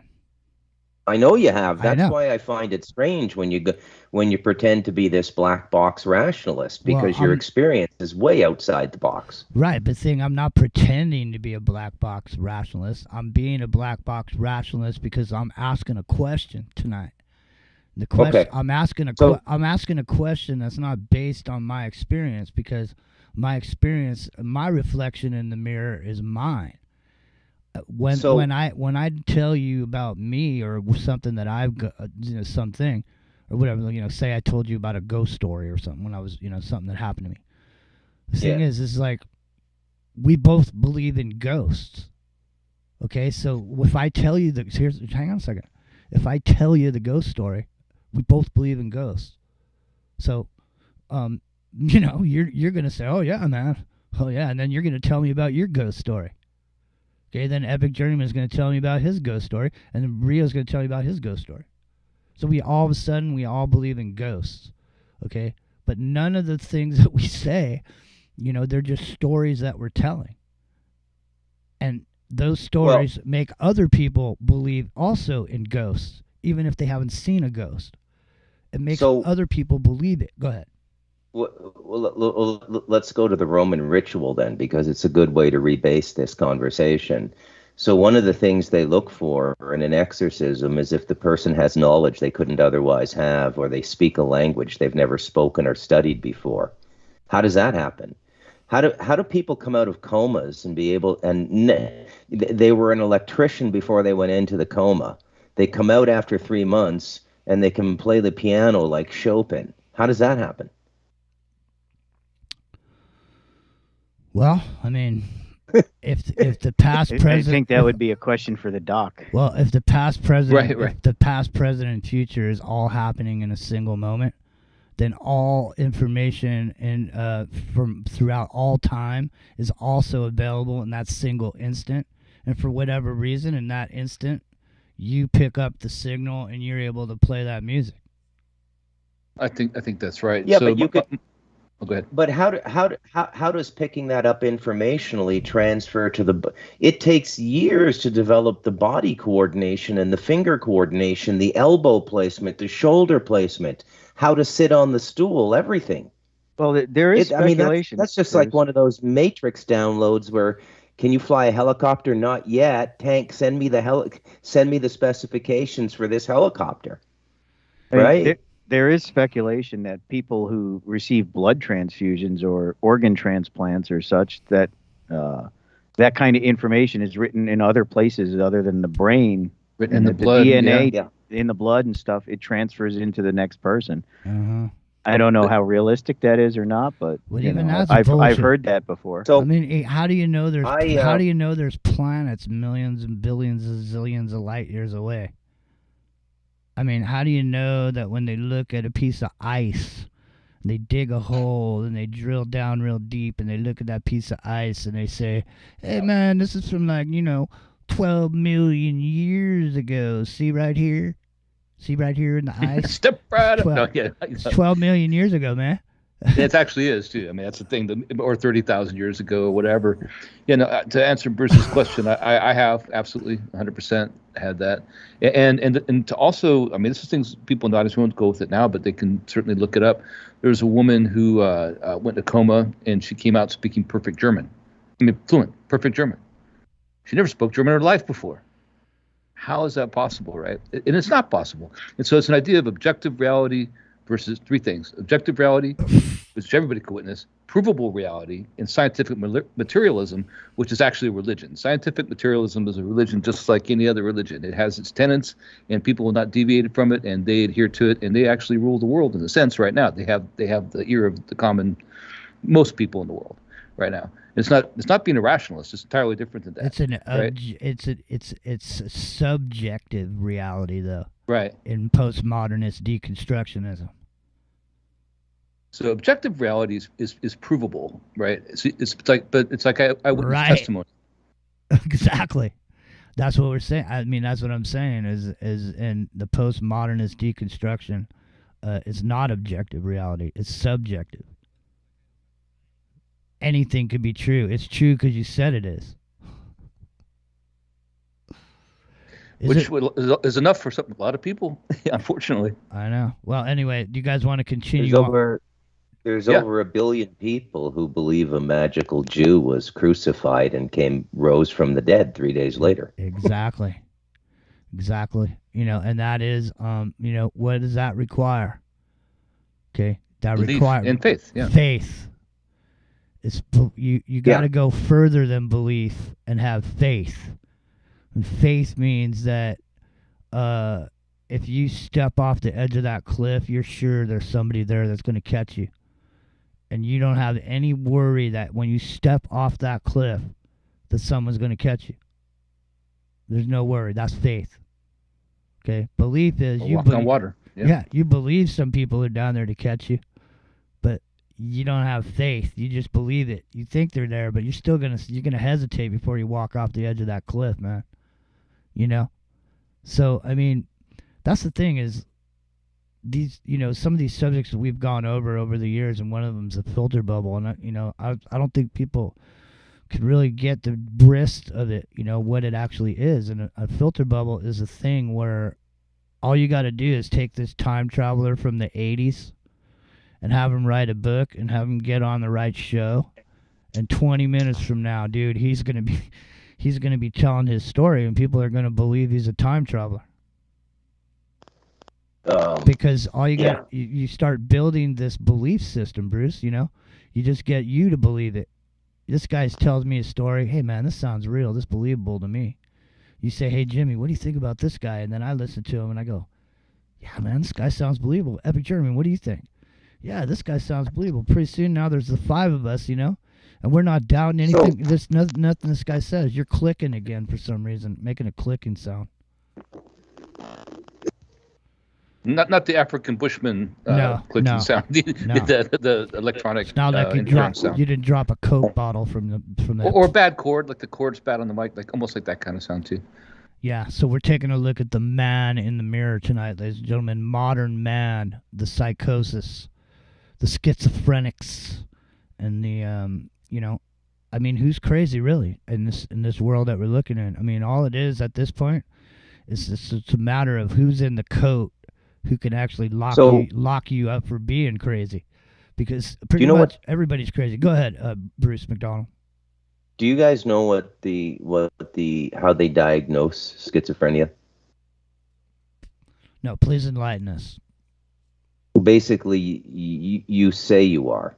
There is no method to diagnose schizophrenia. There are no tests. There are no blood tests. There's nothing physical. It's just an interview, and basically you tell them what's going on. And schizophrenia is it's a wastebasket. Imagine a writer's desk, and he finishes a page, reads it, doesn't like. That's what I was saying earlier. I'm saying you found, how many months ago was it that you found this thing that almost all of these diagnoses that were made were false. Yeah. Right, and so there's I forget the guy's name, but there's this incredible lecturer. He's got a PhD. Apparently, there's this new field called medical history, and this guy has a PhD in medical history, and he did a lecture on how they formed the DMS, the Diagnostic Manual, for psychiatry. You're clicking real bad. Oh man, I'm switching to the iPhone. This is ridiculous. Yeah, go ahead. So there he goes, Bruce McDonald switching to the Apple iPhone, and no, we're not getting paid by Apple, but no, but you get the Mac Pro too if you ever. But here's the thing. Here's the thing, though. What Bruce was talking about was that there's a thing that they basically made up most of these diagnoses, and what I was pointing out is let me just say, if there was if I was writing a book, and there was an evil government that was definitely going to be doing using wireless transmission to affect human beings, and I knew that I was going to be doing it, then if, like I say, if in the fictional book, if there was an evil government that knew they were going to do that, then they just go out and make part of the people that are being taught to be psychologists and psychiatrists, that part of the things that will signal you that someone is crazy is if they say they heard voices in their heads, or somebody did something, or they could hear somebody telling them what to do, this kind of stuff. They're the lizard people, and they live right. This one can see. That's totally what they are, the gatekeepers. And obviously some people are insane, and that is true. But however we define that. But yeah, it's really interesting. We had that guy a couple years back was making around. I think he did a couple TED Talks, and he was on the Kev Baker show, as I recall. I remember what it is. He's a doctor who was in prison system, as I recall, and he would actually listen to the schizophrenics as if they were telling the truth, and started listening to everything they said and logging everything they said. Had all these bizarre experiences related to doing that.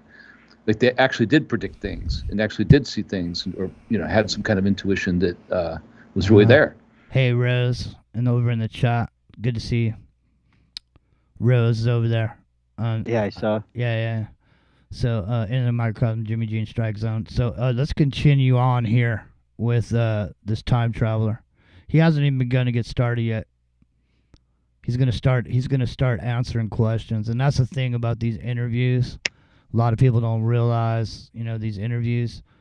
We did the talk where it's Never Talk to the Police documentary, and half of it's a lawyer and the other half is an ex-detective talking about how he would do interviews and get people to talk. And one of the things he said in that interview was that people like to talk and they like to show you how smart they are.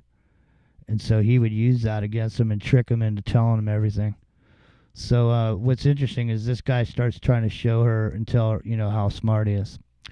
And here he comes, time traveler from the 80s, paranoid schizophrenic interview, and this is over on Psychology Case Files if you want to find it. What do you mean that you're a known killer? I have killed. How many people have you killed? Several hundreds. Where did you kill them? Chicago, Detroit, New York, Mississippi Gulf, California, Texas. Why did you kill them? Because they were in the act of violent crimes. Like what? Like murder, rape, brutal beatings, extortion,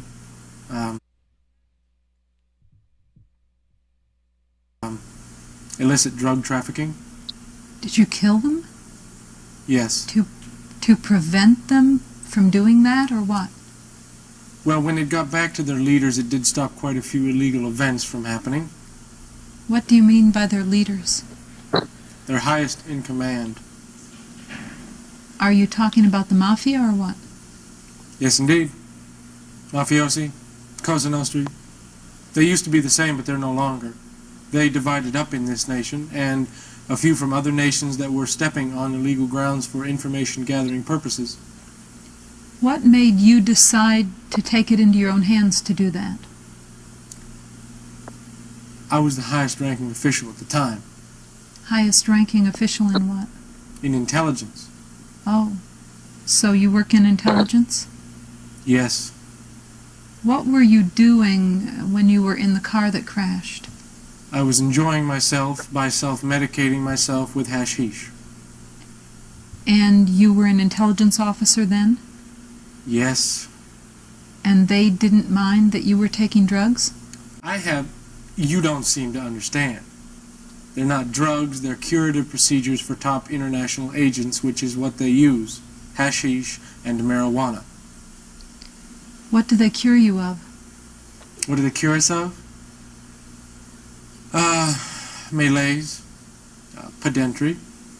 Primarily, pedentry is the main thing they cure. The thing they work the best on is ease of mind, less worry, relaxing, which when there is that much of a schedule before you, it's difficult to do without aid from some substance or another. What do you mean, pedentry? Is that something you can see? Economic pedentry. I'm not familiar with that word at all. Economic pedentry, that's severe pedentry. What is pedentry? Pedentry is pain, exertion, anxiety with no loving care, you know? And the best cure for that is rest, relaxation, and marijuana, and hashish, and woman. Woman used to be the only known cure for pedentry, and in some cases severe pedentry. But hashish is really the main cure, or the main stepping stone. But to remove the things that bring pedentry on the next time, those moods have to be satisfied, along with the cure. What kinds of things did you do in intelligence besides killing people? Tracking, coding, filing. Okay. Do the people in intelligence know that you're here? Beg your pardon? Do the people in intelligence, your superiors, know that... They certainly do, yes.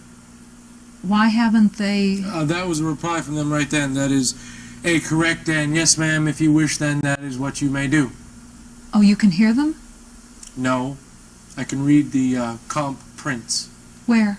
Yes, sir, we do believe she was just about ready to come to that realization, but she's not so certain herself, and that we said in Okay, so now he's appearing to see something floating in the air called comp prints, and he's answering questions that he's being asked by this text that's floating in the air that he can't see, that you can't see and I can't see, but he says it's there.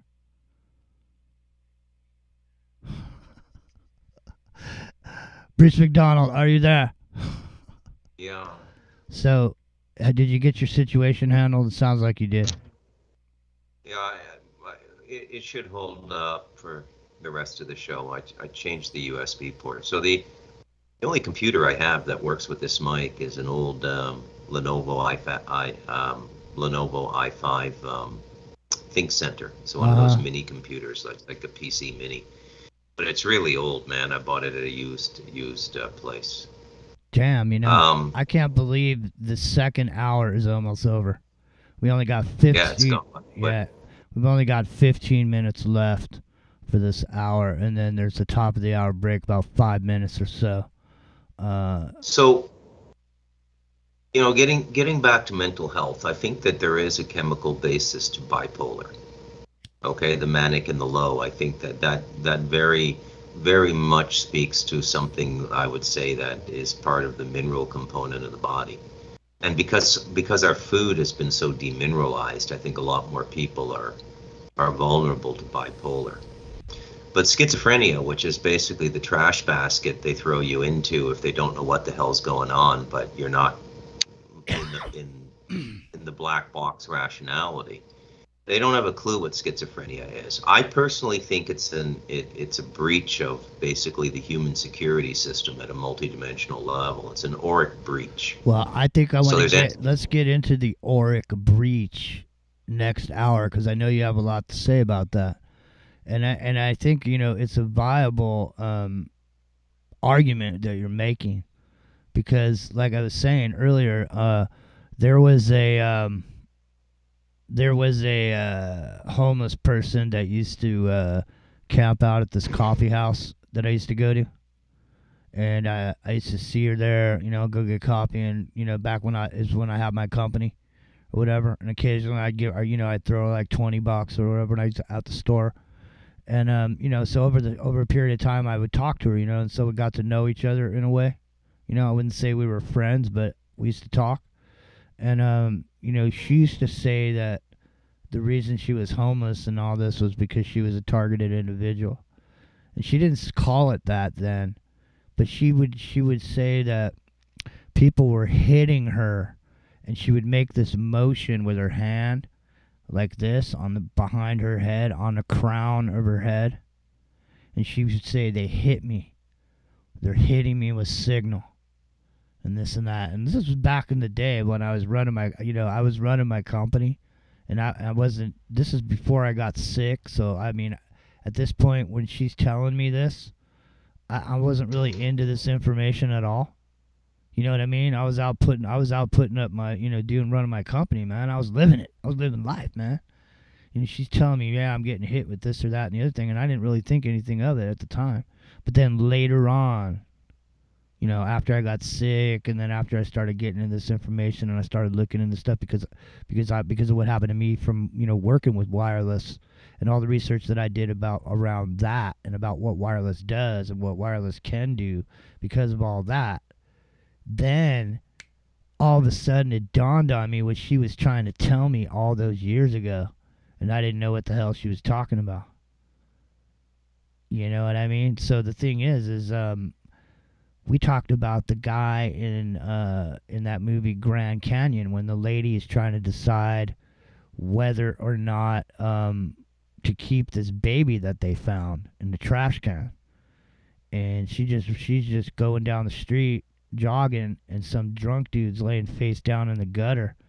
But as she jogs by, this drunk dude just looks up at her and goes, "Keep the baby."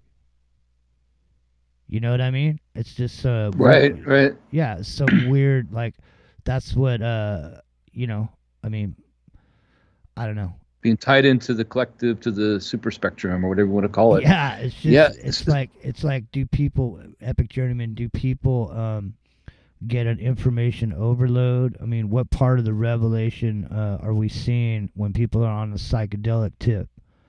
So I think it's like the quantum realm. I think it is. We're talking about how you could be in multiple places. How you're saying earlier how time exists in multiple. It's all around us all at once, right? Everything, everywhere. I mean, like the movie's title, unfortunately. But yeah, it is like that. Like everything is happening all at once. The entire eternal cosmos as it exists is accessible at any given time. And we have our own shades and blockers and biases on. But every once in a while, something slips through. Right? And that's where prophecy comes from and things like that. That line in the movie Grand Canyon.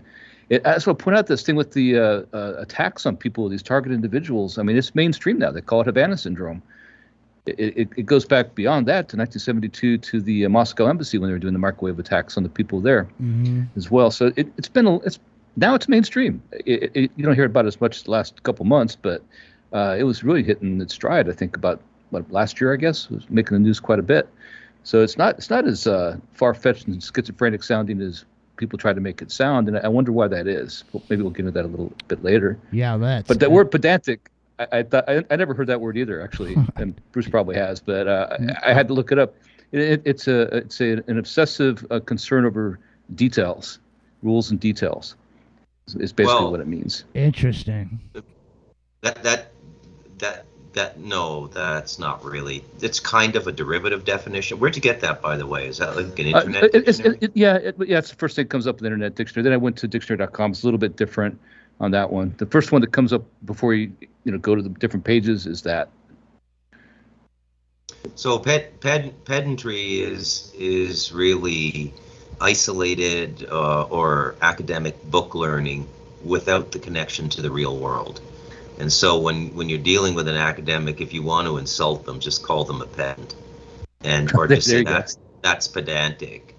And I have heard it in that context. They say it, yeah. Yeah, we live in a pedantic world right now. This whole gender transformation that's coming about is coming about from the humanities departments of universities, and they don't give a shit what the effect is on society. And they're not connected to it in any significant way.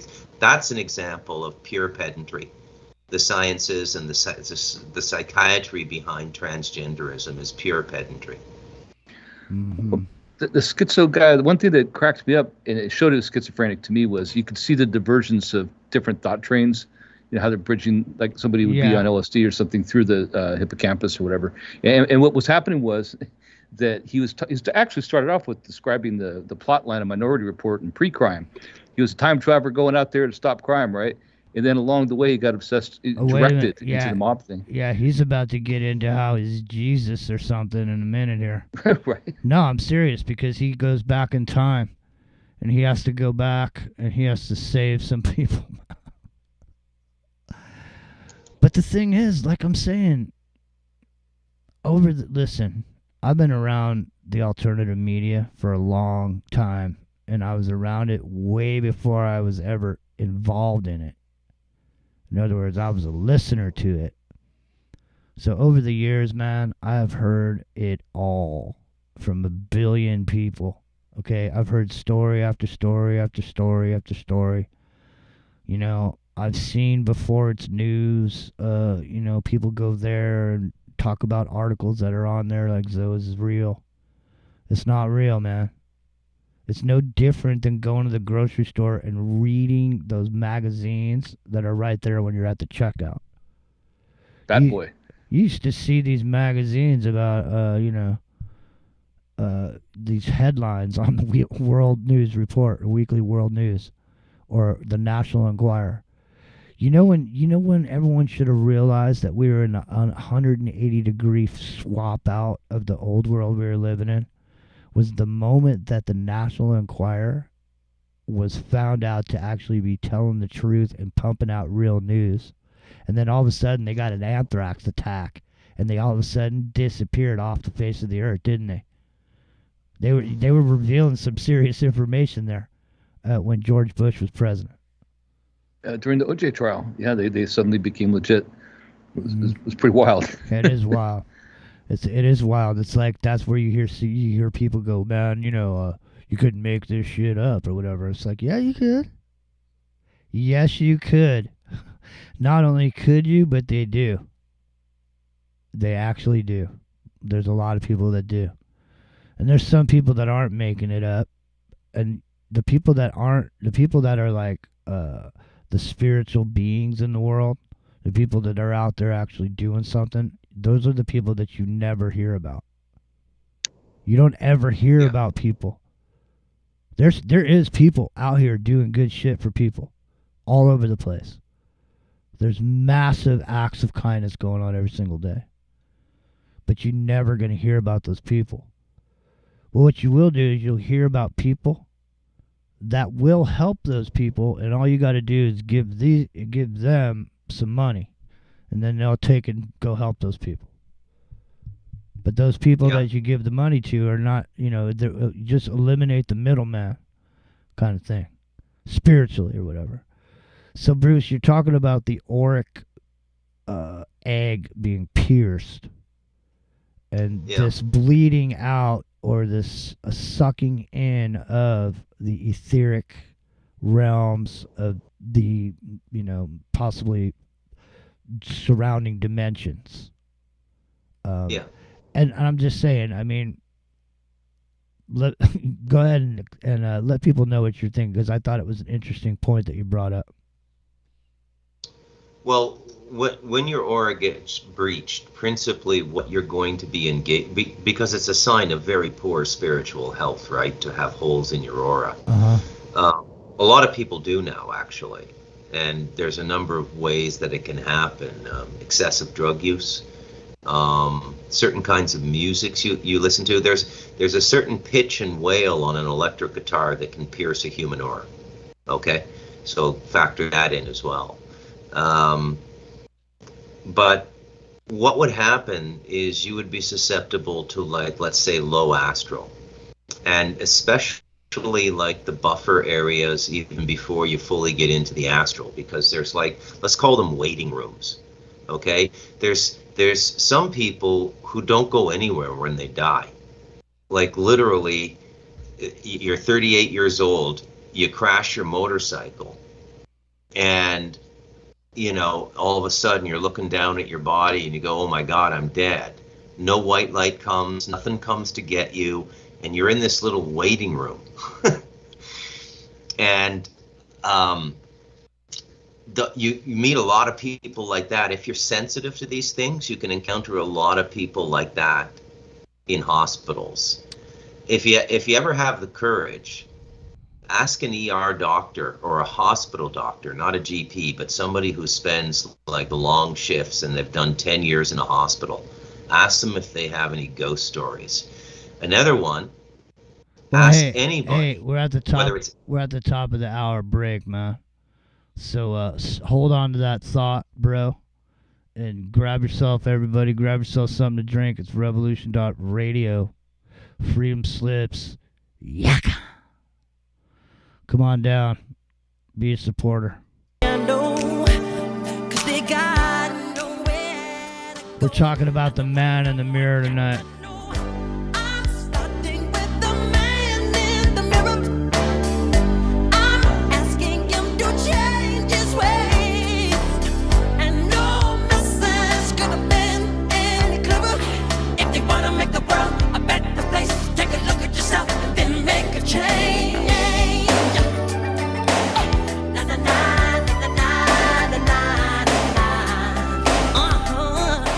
Yeah, so I mean, realistically, if you want to change the world, you got to start with yourself, because that's the only thing you can have control over is yourself. You don't have control over anybody else. You can't make somebody do something. They don't want to do it. So the only thing you got control over is you. And ultimately, no matter what it is that's wrong, and when you look in the mirror, ultimately, it's ultimately my responsibility. Whatever goes on, I got to look in the mirror. It's ultimately whatever I did got me where I am. And, so there it is. We are into the microcosm. We got 1 hour left. We'll open up the phones when we get back.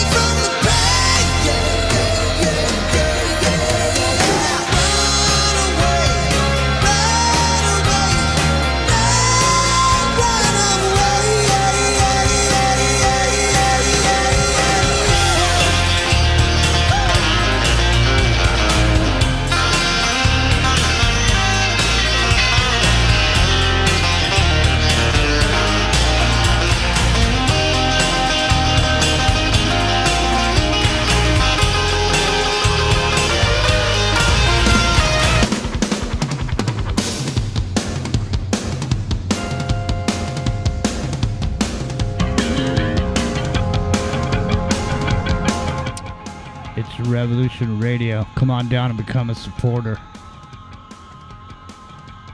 Come on down.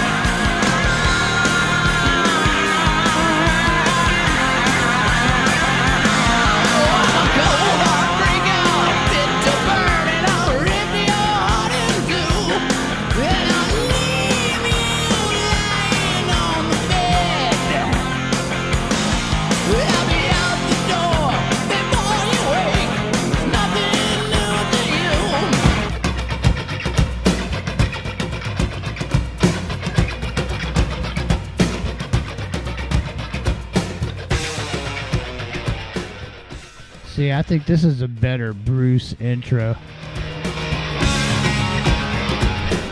From the Talamanca Mountains. He's here, he's there. He's Bruce McDonald.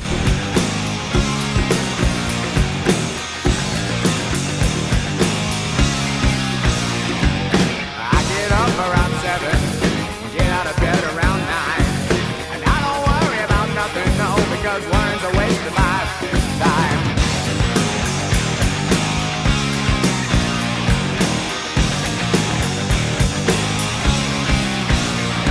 Show usually starts around 7. See what I mean? He gets out of bed about 9. He don't worry about nothing. He's feeling fine. Sounds just like Bruce, don't it? Does. I mean, I'm thinking that's a better intro. It's a relatively worry-free life I live. I am getting a little bit more stressed now, just because like I'm super busy, man. Like I got basically 2 jobs now. I mean, it's not a normal like employee, you know. It's like 1099 stuff, and one of the jobs is commission. But like I'm working all the time now. Well, let me ask you a question. Does stress pierce the auric egg? Is that one of the things that could drive a person? In other words, what drives a person into eliminating the filter to walk around in this dimension and allows other types of things to enter Bruce McDonald? I don't think stress is a huge factor. You know, stress will break you down in other ways, but your aura should stay intact.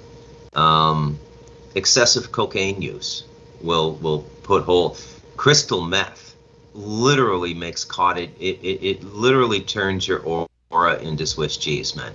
Crystal meth, especially crystal meth, that particular drug.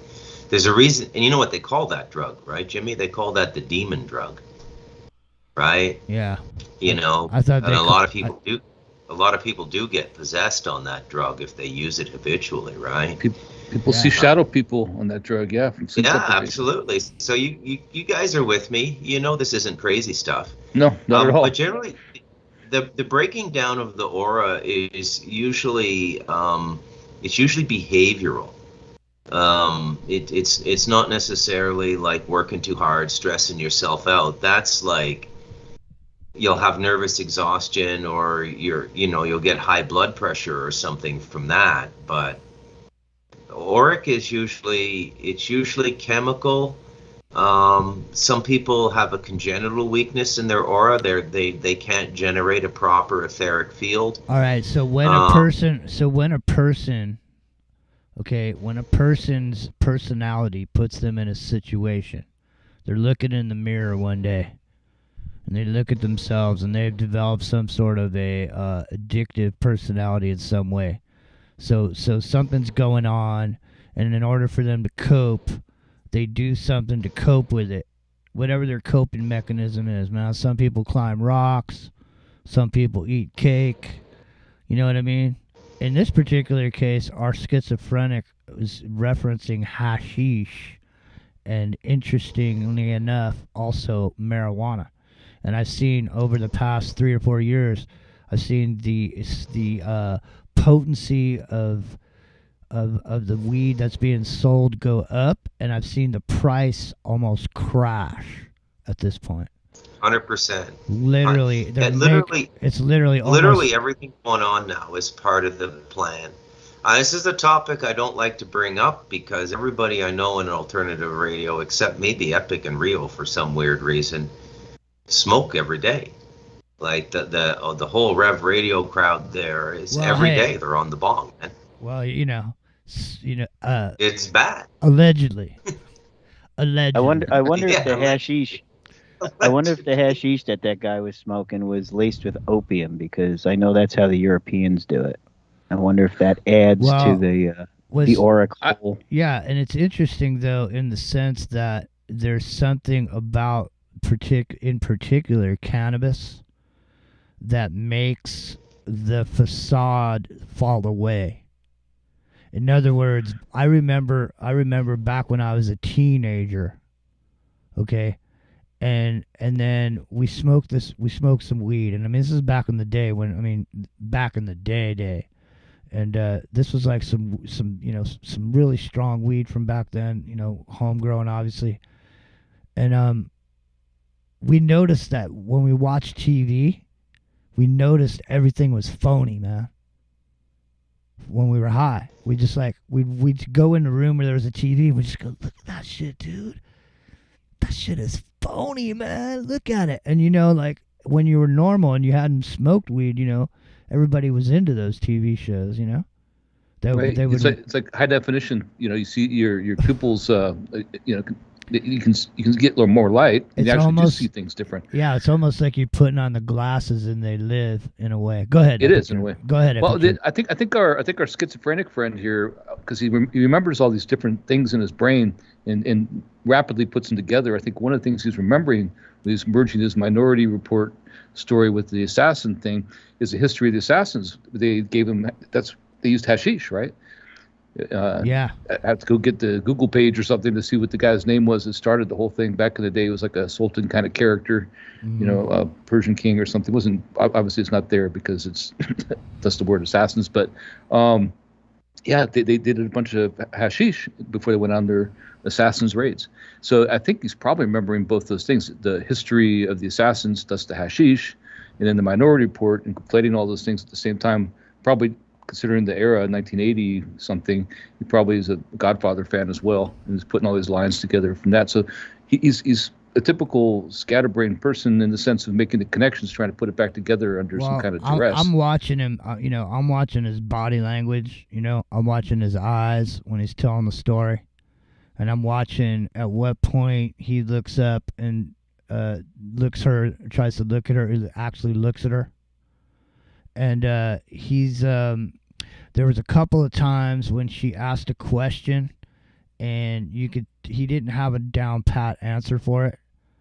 Like he had to he registered with him, but then he had to come up with something. I mean, honestly, it looked like he was making it up as he was going along for a second there. So, and the thing is if he was, so what? Because it's this interview right here is going to determine whether or not this guy walks out a free man or not. And that's kind of what we're talking about tonight in a way, because something that seems very real to him is real to him, but to her it's not real. She's not on the same level as him. Or wavelength, right? I'm just saying she doesn't. I'm just saying, just like what if he was a conspiracy theorist? The argument would be he would sit above her and go, "She's too stupid. She doesn't know what I know. I'll tell you this, and tell her some story or whatever." And dude, the guy's going to prison. I mean, he's staying in the hooshkow. Go ahead, Bruce. So, have you guys ever had like a schizophrenic friend that you interacted with on a near daily basis for like 2 years or more? Yeah, my niece was schizophrenic from childhood schizophrenia. Yeah. Really, it was really rare. She contracted it when she was very like 4. Yeah. So yeah, it's an episode. So what we were saying earlier, if we were writing a fictional novel and there was an evil government that knew they were going to be using this type of technology on its population, that it would be in front of that with people being taught in the universities about psychology and psychosis, and would start teaching this whole crop of psychologists that when anyone says they hear voices or they're time travelers or they saw a UFO or they had an alien, invade their space, their anuses. That it's not all probing questions. Yeah, it's not all made up. That really they're crazy. That's what they say. So, but then there's a whole group of other people that go, those people aren't crazy, man.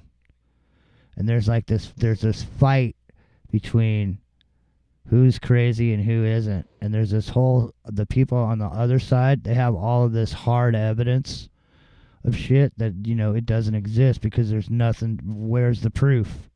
There's never. Well, I guess part of it is our perception of reality, right? Like, I myself have witnessed, poltergeist activity or demonic activity, so I obviously believe it's real because I've seen it. But Yeah. if you haven't seen it, you don't have a reference for that.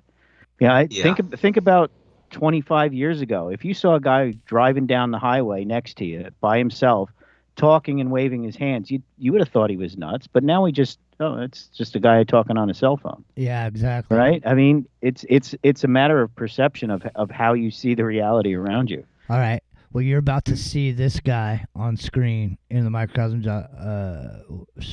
with Jimmy Gene Strike Zone on YouTube. If you want to see this, and if you want to see it for yourself, you can just go to Time Traveler's 1980 Paranoid Schizophrenic Interview on Psychology Case Files. But you'll see in a minute here now he's going to start motioning with his hands like he's doing something, and it appears like he's got a VR helmet on, but he doesn't actually have the helmet on.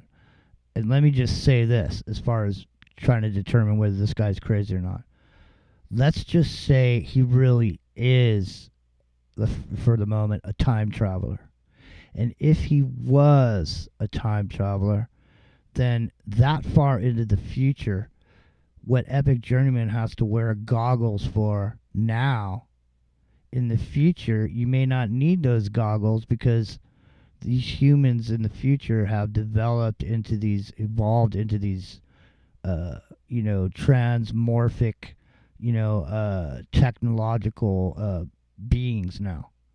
Their eyeballs are cameras. In other words, I'm just saying. In other words, if you were from the future and humanity was here where we are now, and then with this whole technological advancements coming where we're going to merge with machines, at the time that you would be in the future, that you could travel into the future, the technology we have already merged with the machines. So he literally, in this moment, could be typing on some screen in there that we don't see. I'm just saying. There's no way to know. See, that's what I mean. It's confusing. Because he obviously believes it's real, right? I know. Well, maybe we'll have some more believers by the end of the show. Maybe we'll come and we'll vote and see if you guys think he's a time traveler or not. Because maybe people say, he sounds like a time traveler, Jimmy. I don't know. Who the hell knows with these people? I don't know. The second that she would appear to prove that was in that 1/8 verse there. What can you see? Things coming from my head, or? No. I can read the code levels in the comp. Print? What is a comp print? Some kind of computer printout or something? Those particular lights that they're not necessarily a code printout, but they're human-based. So you get them from lights. Where do you see them? Beg your pardon? Where do you see the comp prints? Behind me. In front of me. Just out in the air? They're like switches in mood. Yes, but you must be able to read and decipher them. I've been trained all my life to read them. I am the best. I am the highest IQ'd. I am the best reader and the best leader in the comp forces. What does the comp stand for? Comp? Compliance. Yes, when it's broken down into absolute basics, but it's an intelligence word. And a comp base is where men work together to decide to what extent we're going to have to go, to certain areas. How did the intelligence people... And that's 1990 comp print right there. 1990? What do you mean? Yes, that's where I just came from. They were able to trace and decipher my route from there 3 times. So he came from 1990. He says this is in 1980. So he came from 1990 and they traced him here. And now that's why they arrested him and got him into the psych ward. Because they know he's here, and now they're trying to get him to stop him from his ultimate mission. Oh, go ahead. That that's how they burn super soldiers too, eh? Is that their stories are so outrageous that if they ever go public, they just sound crazy. And but I just wanted to say that this theory of the breached aura, it's not entirely mine. I became aware of it before I heard the main voice in public about it, but it's a guy, for the listeners who want to look this up after the show and watch an interview with the guy. His name is Jerry Marzinski, and he was a psychiatric counselor in maximum security prisons for a couple decades in the United States. And he just recounts his experiences with these people, and he came to the conclusion, the same one I did. I came to mind for different reasons. I'll tell you just a quick 3-minute story. My schizophrenic buddy, Daniel, the dude was brilliant, man. Every time I finished a novel manuscript, he was my first reader. I took his notes before I gave it to anyone else. He was an absolute genius. But a lot of schizophrenics are super smart too, right? But he was at the coffee shop I used to meet him at every day. We both lived within walking distance of it. And there was another woman with him who was also schizophrenic from the social housing they lived in for the medically impaired and poor people and stuff like that. And she looks at me and she says, how you doing, Jack-o'-lantern?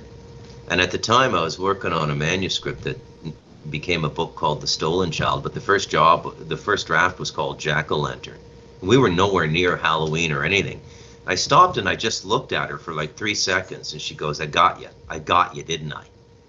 And I went, holy shit, man. Like, that schizophrenia, there's something spiritual about this. It's an entity association. There's no way she could have known that.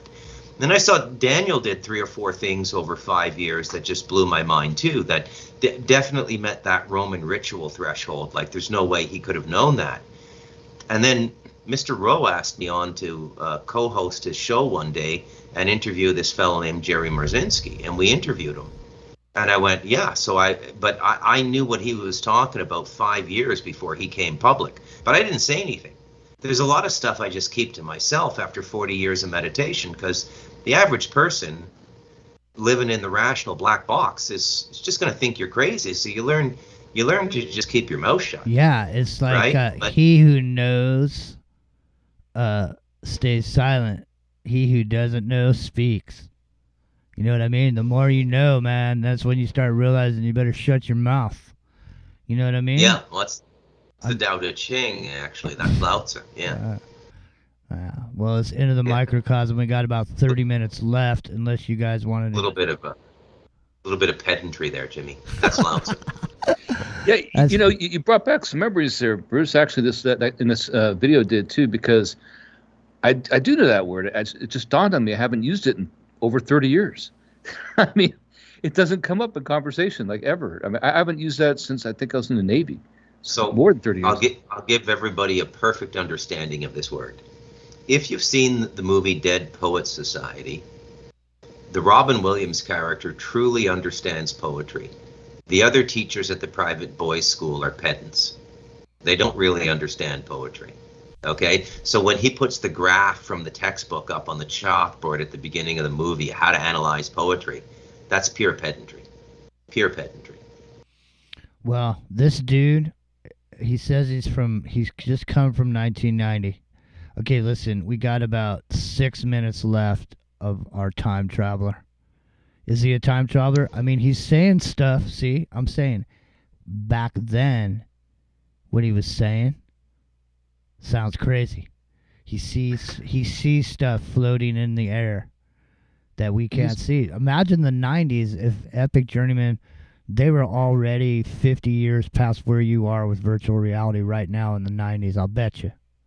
Oh, yeah. But he's definitely has influences of Philip K. Dick and Neuromancer, I think, there, though. He's read some sci-fi, is what I'm guessing here. Let's continue, because I think he's like John. I can't remember who he is. I think he may be John the Revelator, and he has to go back and help Christ or something. I can't remember what it is. All right, here he comes. Let's get on with it. We're in 1983, right? That's 83 print there, and that's 84. He could look. He's saying he's looking around, and there's a comp print of the year So he looks around and she says, this is 1984 or whatever she said. And he says, yeah, there it is right there. So everything that happened then, 1984, is hanging in some invisible screen that he can see, is what he's purporting. So you know the future? And that's 90. You've been in the future. Yes, and in the past. That's where I just came from not more than 2 weeks ago. Why did they transport you back to the past? Because that part of Armageddon was reaching a certain particular point. We were no longer needed. We have to go to the past. So, what did you do in the past? What was your mission in the past? Run supplies, detect enemy agents, aid those who are wounded and in need of help, and mainly clear our comms in the past. There are certain messages spelled out through the universe. Okay, I'm going to stop right there because he's starting to sound like the characters in The Matrix. And this is way before there was a Matrix movie. Okay. What do you guys think? I'm going to back this up because he just made another statement there that I wanted to go back over. Go ahead. What do you guys think? He sounds Matrix-like, doesn't he? A little bit, yeah. I mean, I want to know what he was doing in the past, though, other than just, running supplies and hunting enemies. Yeah. Well, see, that's what they're doing in the Matrix, right? They're like hiding around in that ship. You know what I mean? And they're just reading the code to find the candidates, right? Exactly. Yeah. Reading the code, yeah. Yeah. See, he's saying back then he's saying code. This lady's sitting there going, "What the F is code? This guy's crazy." She's right now. She's writing on her hand. She's writing, "Save me. Bring in the straitjacket. This guy's out of his mind." But is he really? I don't know. Run supplies, detect enemy agents, aid those who are wounded and in need of help, and mainly clear our comms in the past. There are certain messages spelled out through the universe. And what are you going to do next? What's in the future? Well, after I crawl off the cross, it's going to be pretty final, You're going to go on a cross? Yes. How's that? I'm headed for the first John the Baptist. What do you mean? The one who died on the cross beside Jesus? Only he didn't die there. You are that same person? I am the same person. Or are you going to do that again? I'm going to do that for the first time. I haven't got there yet. Oh, you're going to go back in time, back Yes. to the past. What's the purpose of that? The purpose of that? Well, it has a number of different purposes. But other than a tribute to those who are living and guaranteed to their lives, because infiltration among the normal people was heavy for a while. And there are proofs that we are going to extend to change it, and that we are suffering as they are. So just bear with it and bear your torment, and if you can, help someone. This is what it means from our side. And we're also telling the bad, which is like they're newly created, such as all the demons and devils and everything, which is that they are proof that they are not the only ones that are doing this, and to stay away except in certain circumstances. Are you a very religious person? I am a Lord God Jehovah. You are God. Yes, I am. I'm the head of my entire race. Have you been having any trouble sleeping lately? No.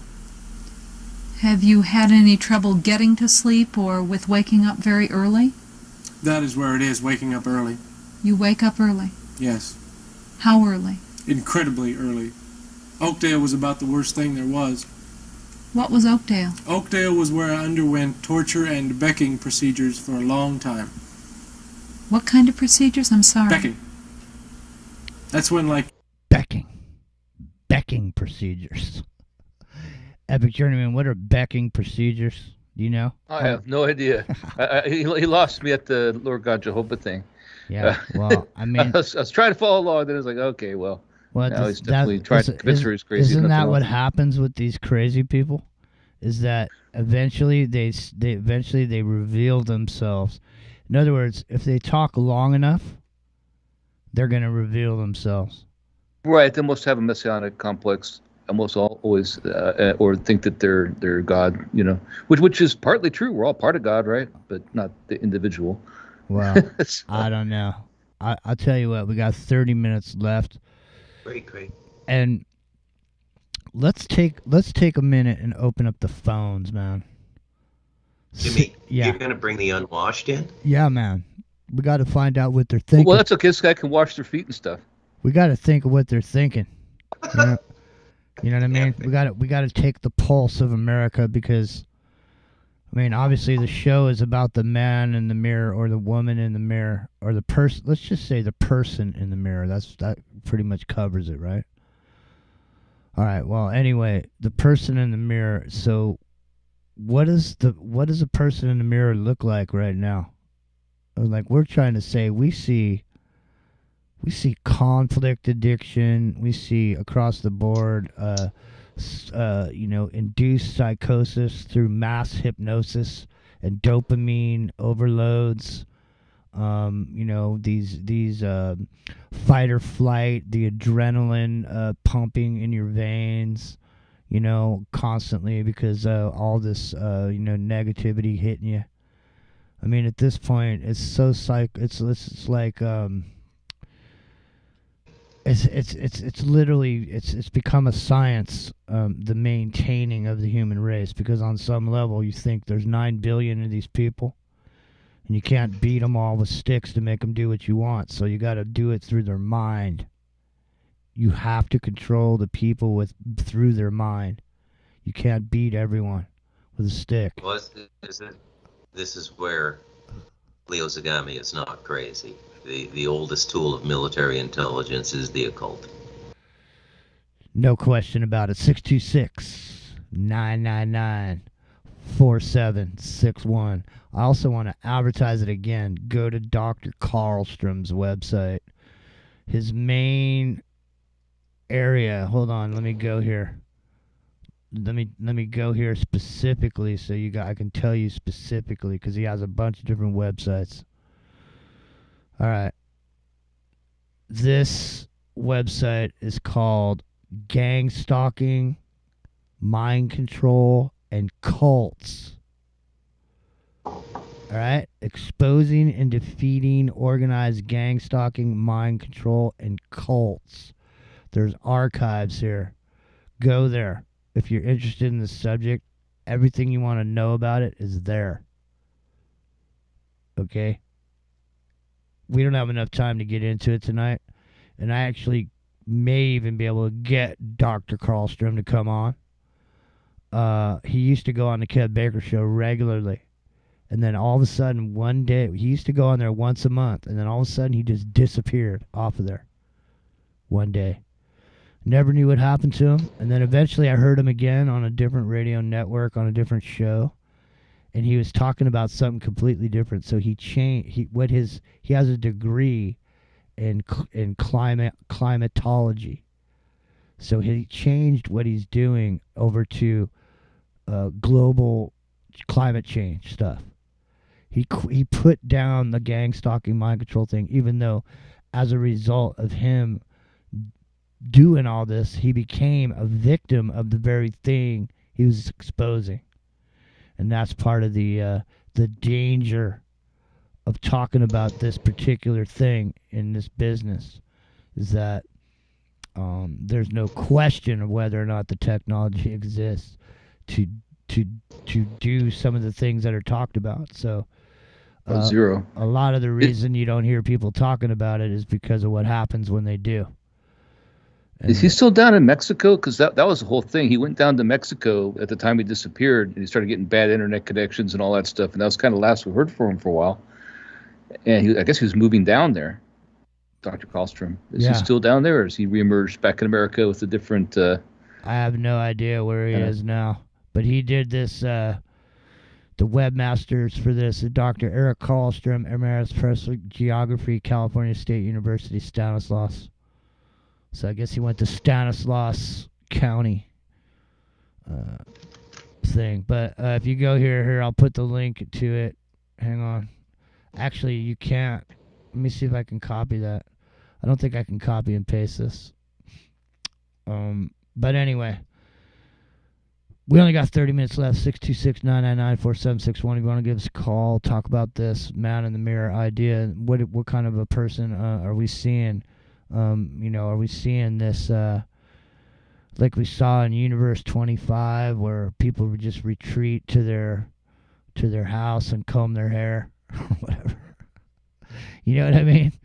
Just combing their hair in the mirror and just never go out anymore. It's all been done, man. No point in doing it anymore. It's all been done. It's all been done. All right, well, 626-999-4761 is the number to call. 626-999-4761. Don't forget, IntoTheMicrocosm.com. Go over there. Oh, here we got a call coming in. Stand by. I don't see it. Oh, there it is. I see it. There we go. There we go. 714.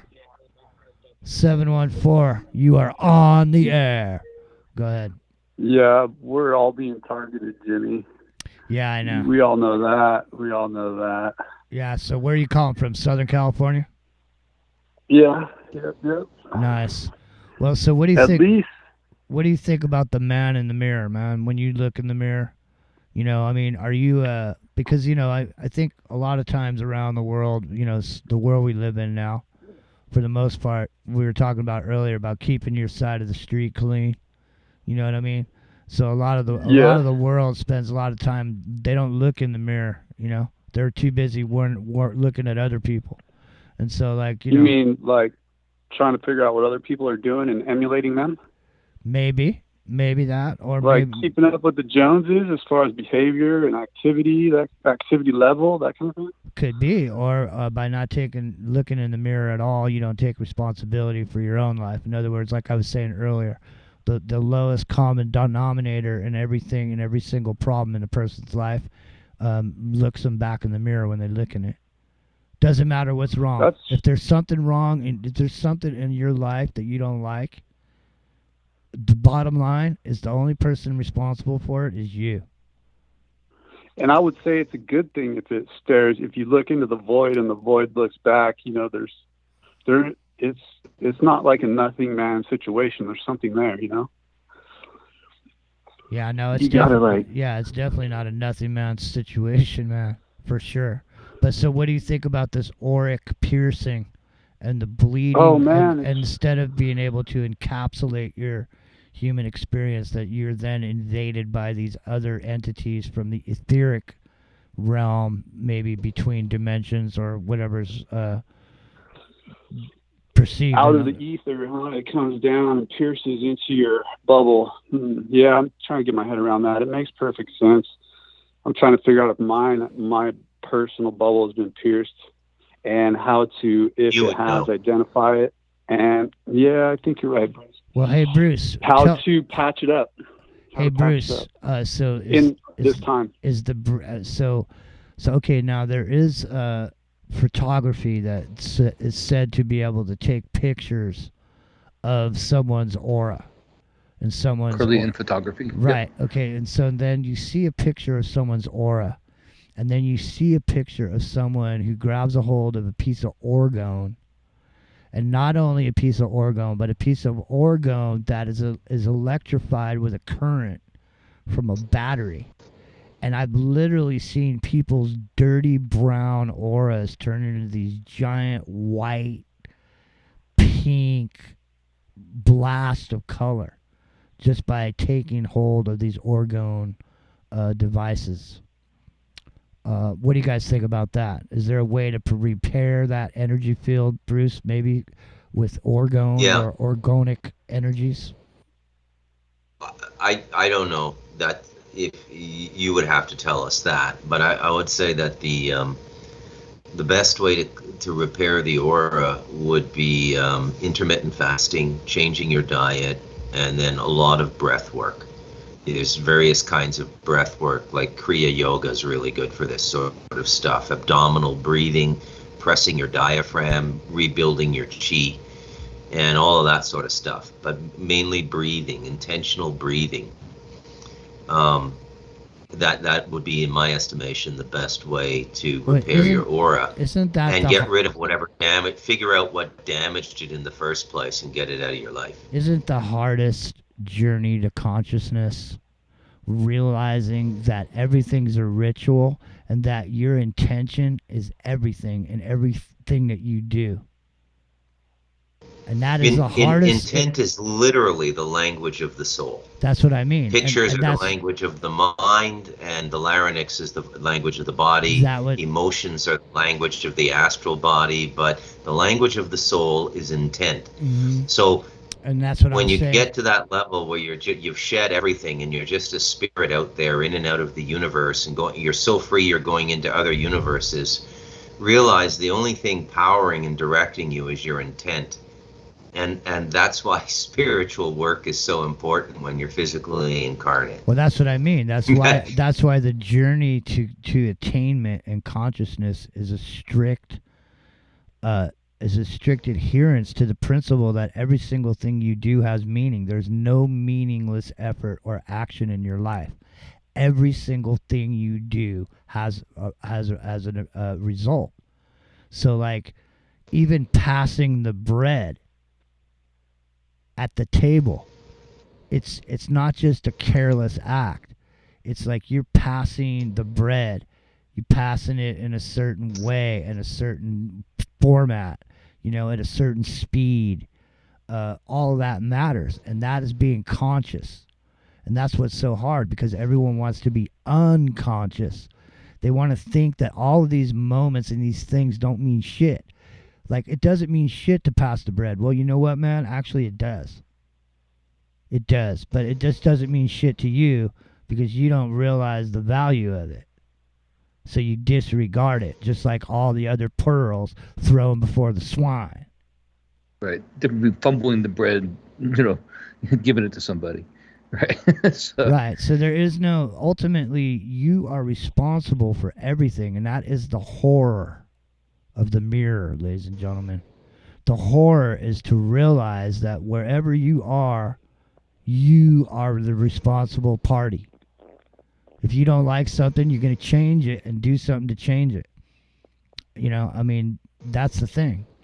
That's the thing. Being conscious takes work. It's work to be a thoughtful person. It's work to be conscientious of others. It doesn't. And it's almost impossible to be unconscious once you wake up. Right, and that's when you're. Now, if you believe in something called a sin, that's the sin. That's the sin right there. Is to be awake, know about it, and then disregard it and continue on, unconsciously creating havoc and chaos. That's why that's why they want to make chaos out of order. They want order out of chaos, but they make chaos out of order for us. To keep us in the cycle of sin. So we're just and non-repentance. Right, and give you the trap of free will. Because man, you can have free will, but that doesn't. But the thing is it's a trap to get you to do the things that you're going to pay the price for from a karmic perspective. So we kind of been talking about this stuff for the last couple of weeks, the same sort of subject matter.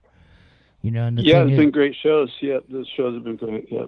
Yeah, so tonight, it's no different. And the thing is, like I say, just like anything, you got to make a decision for yourself. I don't know. We've done the show. What if it's, we did the show about nothing. What if there's nothing? Because the thing is no matter what, everything that you've been told about everything that you've been told about what happens, or all this stuff, it's still somebody's story, man. Unless you go through it yourself, you don't know what happens when you die. It doesn't matter. People could tell you there's a million dimensions and Akashic records and planets light years away, and it's 20 million years worth of ice on the planet over here and this and that. But realistically, until the moment of truth, nobody really knows, man. Even if you intrinsically, even if you know it in your heart, Bruce, even if you know it in your heart, Epic, you had an experience, you know it in your heart, but it doesn't mean anything to anybody else. To them, it's another story that someone's telling them because they can't, no one can put their finger on the experience, right? So we all have to believe something or we have to believe nothing, right? Is it like that, black and white, believe something or believe nothing, you know? Well, if you believe nothing, you're not living. You know what I mean? You have to believe something, or you're not living. You're not partaking. If you're, I used to sometimes think when I was growing up that being an observer was one of the best things you can be, and I meant that as a benign observer, someone really with good intentions, but observing everything. But if you're not partaking, if you don't have a path, if you're not trying to, indecision is normal for people, of course. Wisdom comes later. You make better decisions, but you do have to. For lack of a better word, stand your ground, right? You have to make your imprint on this world. That's why we're here. It's not all grandiose. It's not all about fame and fortune and things like that. It's that one act. It's that bum saying that word in the Grand Canyon movie. Just said, just keep the baby, right? That was the one moment. That was his moment. Yeah, right? that was his reason for living. I'm here for a special reason. Yeah. I will point out the virtue of non-belief, okay? Because the 15% who survived the mass Milgram experiment we're going through as a society, propagated by TV mainly, are people who refuse to believe the bullshit. So having the discernment about dismissing collective beliefs that are nonsensical is as important as having foundational beliefs of your own. Yeah, man. Yeah. Yeah, brother. No, I agree with that. What I was saying was that Amen. What I was saying, being a passive observer is what I meant. Like not partaking in anything at all, just observing the whole thing, not voyeuristic, but trying to take it all in. Like I think that's like the these Tibetan monks that go up there and do all these things and try to learn to walk through walls and all that kind of stuff, right? Are so busy in that meditative state that they sometimes miss partaking in the actual act of living, right? In a way. So I think that's what I'm saying. Is like you can turn yourself inward so much that you're not facing outward at all. How do you not get to a place where it's like name that tune? I mean, I've been around this stuff for so long. Like I was saying earlier, like I've heard it all. You know what I mean? How do you not get to a place where, it's like name that tune, Rio? You go like this. You go, guy says, yeah, man, blah blah blah. Walk through walls. And say, okay, bro, walk through that wall. Right. Oh, I'm a this, I'm a that. Oh, really, bro? Okay, you predict the future? Who's going to win the Kentucky Derby? Yeah, show me. Right. Oh, well, we can't use our power to better ourselves. I'm not allowed to let myself get rich on my own powers of predicting the future. So I can't tell who's going to win even though I know who's going to win the Kentucky Derby, I can't say or make money off of it. It's a comfortable, always got a way out for whatever the fucking reason is or the excuse is. Mom's Jimmy, it's into the microcosm. We got about 15 minutes left. 626-999-4761. 626-999. Hold on. 4761. Hang on, 714. Certainly.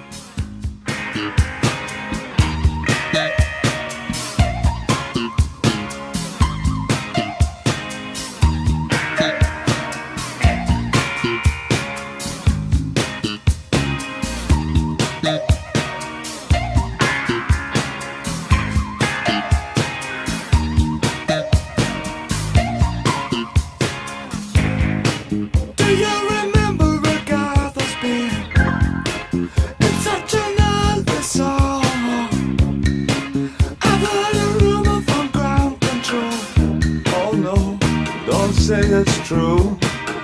They got a message from the action man. I'm happy, hope you're happy too. Into the microcosm.com, IBN247.com, revolution.radio, come on down, become a supporter. It's ashes to ashes, bunk to bunky. We know Major Tom's a junkie. And hey, man, is that a monkey? I don't know. Bruce McDonald's in the jungles of Costa Rica. Whenever I see two red eyes behind him in the video, I always wonder if it's a monkey. But maybe it's a dimension ripper coming through, bleeding through. Bruce can't see those red eyes behind Trying him. to pierce the aura, No, right? I'm just messing with you, Bruce. There's really no red eyes. You're muted, bro. You're muted. You're muted. Yeah. That's just the indication that the power is on the new 50-inch smart TV, Jimmy. Oh, there you go. There actually is red behind me. Are you gonna mount that on the dash of your Montero? do an episode of do an episode. And then I got another 32-inch smart TV still in the box sitting in the other room because you told me to buy it instead of a monitor for the new MacBook Pro. Hell yeah, baby. You're going to be rocking and rolling, man. I can hardly wait to get this new setup, man. I It's know. ridiculous how I have to wait here. It is ridiculous. Well, hey, speaking of ridiculous, every Friday at 9 o'clock Pacific right here, you'll find us. Ridiculous as that may sound, we do show up every week, week after week. Tomorrow night is a YouTube and IBN network show only, so come on down. And Sundays on, we do Wake and Bake, Rock and Rio, I get up out of bed and gonna go get up and play music for 2 hours, ladies and gentlemen. So come on by for that. 8 o'clock Pacific, IBN 247.com, into the microcosm.com. You'll find a player. So anything that's going on over there will be going on over there. So come on down, become a player over there in the micro. There's a great chat room over there too. I got too much going on tonight to deal with all the chat rooms and everything. I can barely even see the one going by on YouTube. It's like 70 people over there. What's up, 70 people? It's good to see everybody. Amber's over there. Ronan, Robin, Wanda, Zeke, Doug, Doyle, SFT's over there. Shitloads of people over there. Rio, have you gone over to intothemicrocosm.com to see how many people are over there? I think Jer Bear's coming up too. Stay tuned for that. Coming up a little bit later. Did you go over there, Rock and Rio, to intothemicrocosm.com, see what's going on?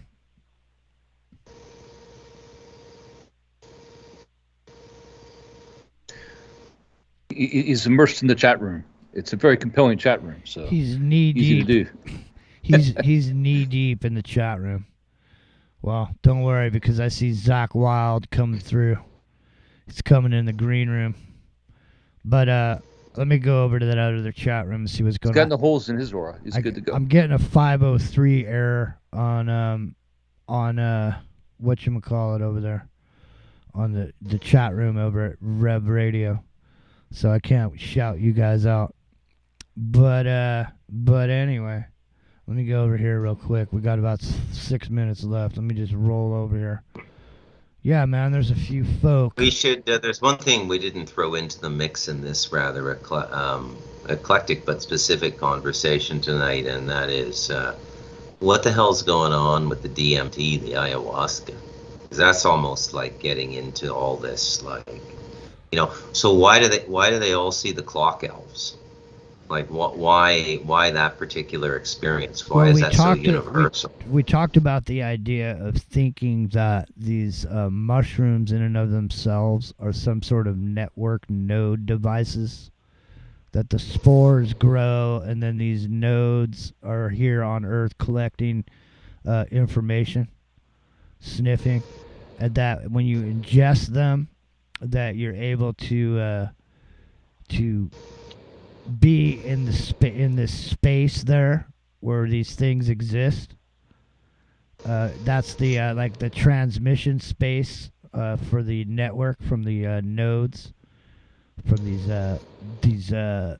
because they basically suck through the mitochondria, on the forest floor. They're kind of like this I don't know. Who the hell knows, man? I don't know. Well, Terrence McKenna seemed to get a glimpse of it. No pun intended. In the Clockwork Elf thing, was he the first one to really bring that to light, Bruce? It's the first one I know of that brought it. I mean, it was ancient cultures had it, but I don't know. It's a good topic because not everybody. I've never done it. Not that I know of, anyway. But we all have it in our body, and when you have a near-death experience, a lot of people think that's what it is. It's like what makes the animal, the gazelle and the lion's jaw, go limp and have an okay experience on his way out.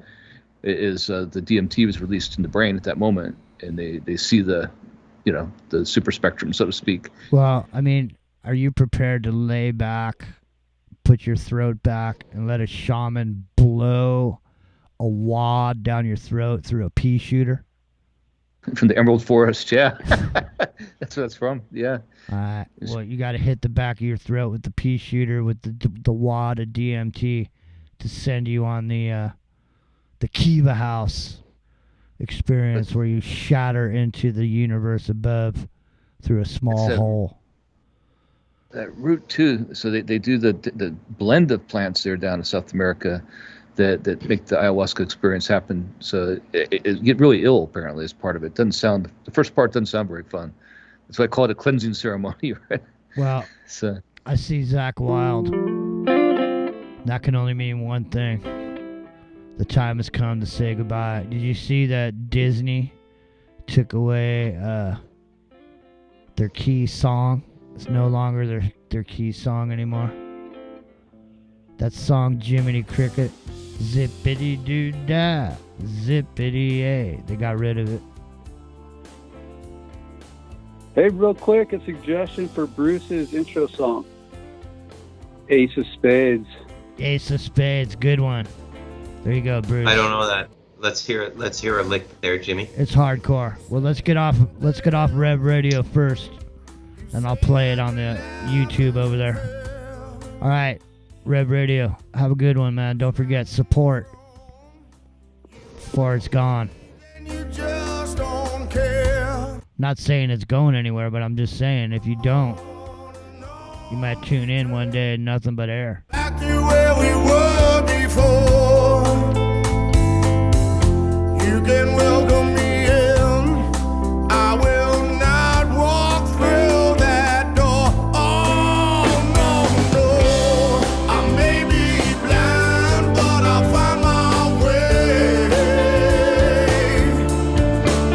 Oh, yeah, like a lost prayer on a stormy day.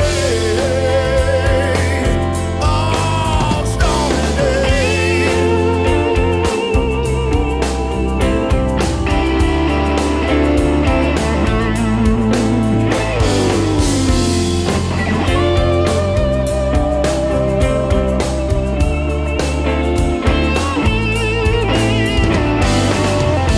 You can carry your grudge.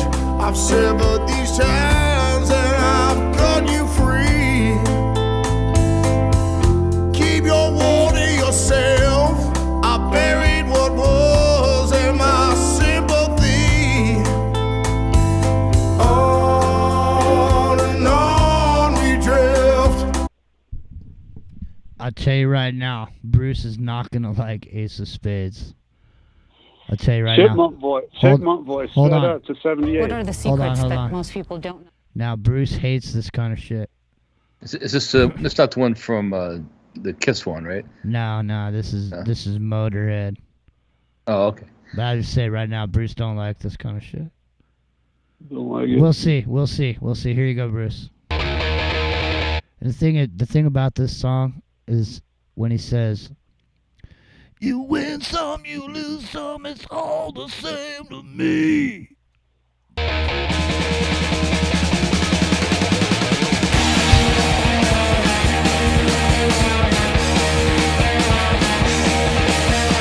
If you like to gamble, I tell you I'm your man. You win some, lose some, it's all the same to me.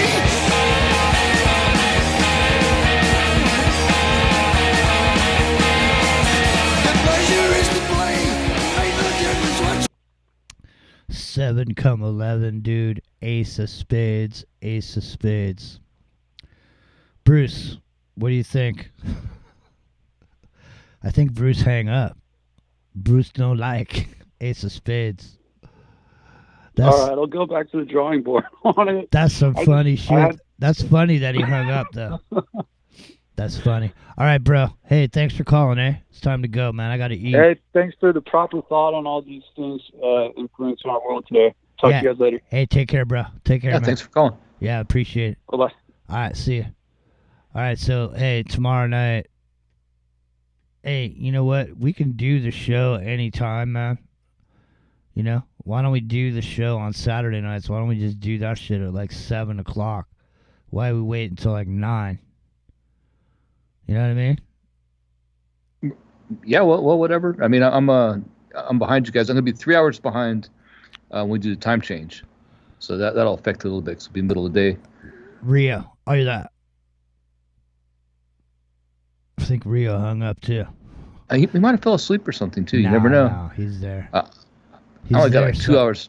Are we still on YouTube? He's there somewhere. Yeah, we're still on YouTube. But anyways, here.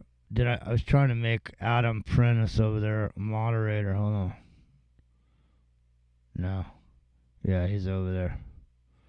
All right, so I got that squared away. All right, so it's dinner time at the OK Corral. What are you having for dinner, dude? I had a Teddy's burger today for lunch. It's gonna last me till tomorrow, I think. It's great. If you ever come to Maui, that's a Teddy's Burgers. You gotta try it. Well, I'll tell you what I'm doing is I'm going to have me a hot, open-face turkey sandwich with gravy over rice, man. Nice. Yeah, man. So, thanks, everybody, for being here. It's been, I mean, I couldn't believe how that show really went by fast. So, hopefully, hopefully you guys had a good time. And so we'll see you tomorrow night. I really, you know, I wouldn't mind getting into the show Get Smart tomorrow night, man. I love Get Smart. Yeah. Mel Brooks. Yeah, we could talk about Get Smart and Bewitched tomorrow night, man, just to have some fun. Bruce says we never have fun, so let's have some fun, eh? I like it. No dome of silence. We'll just joke about the dome of silence. All right, man. Yeah, so the dome silence is gone. The red line is gone. The phone train is gone. Everybody's gone. The only ones left here is us. No YouTube. Yeah. So let's just exit stage left before that. Well, let's get out while the getting's good. What are you gonna say? Well, I was just gonna say. So I got the pre-record. I put it in the website too for the backup in case there's any issues on Sunday. So it should be good to go. Sweet. I have a couple edits I want to do, but if I don't, that's good enough to play. I don't have to listen to it, but it's definitely good enough to play. So I have it set up where at the 35-minute mark, you guys can come in, or we have other people come in or go live. So it'll be 35 minutes of just playing the show, and then after that it'd be the open comment participation segment, right? No worries. Remaining. But so we're talking at the beginning. I kind of missed what's going on. I was getting some stuff together about what's going on with Chris now. There's issues over there of some kind. I don't know. I don't know if there's issues, but I do know this. Thanks for reminding me because I forgot I was connected to the network. All right. Well, listen. We're about to head out, but before we do, I want to send this. Let's play this right here for Doug. And thanks for being such a big supporter of the show, Doug. We really appreciate you, bro. Thanks, Doug.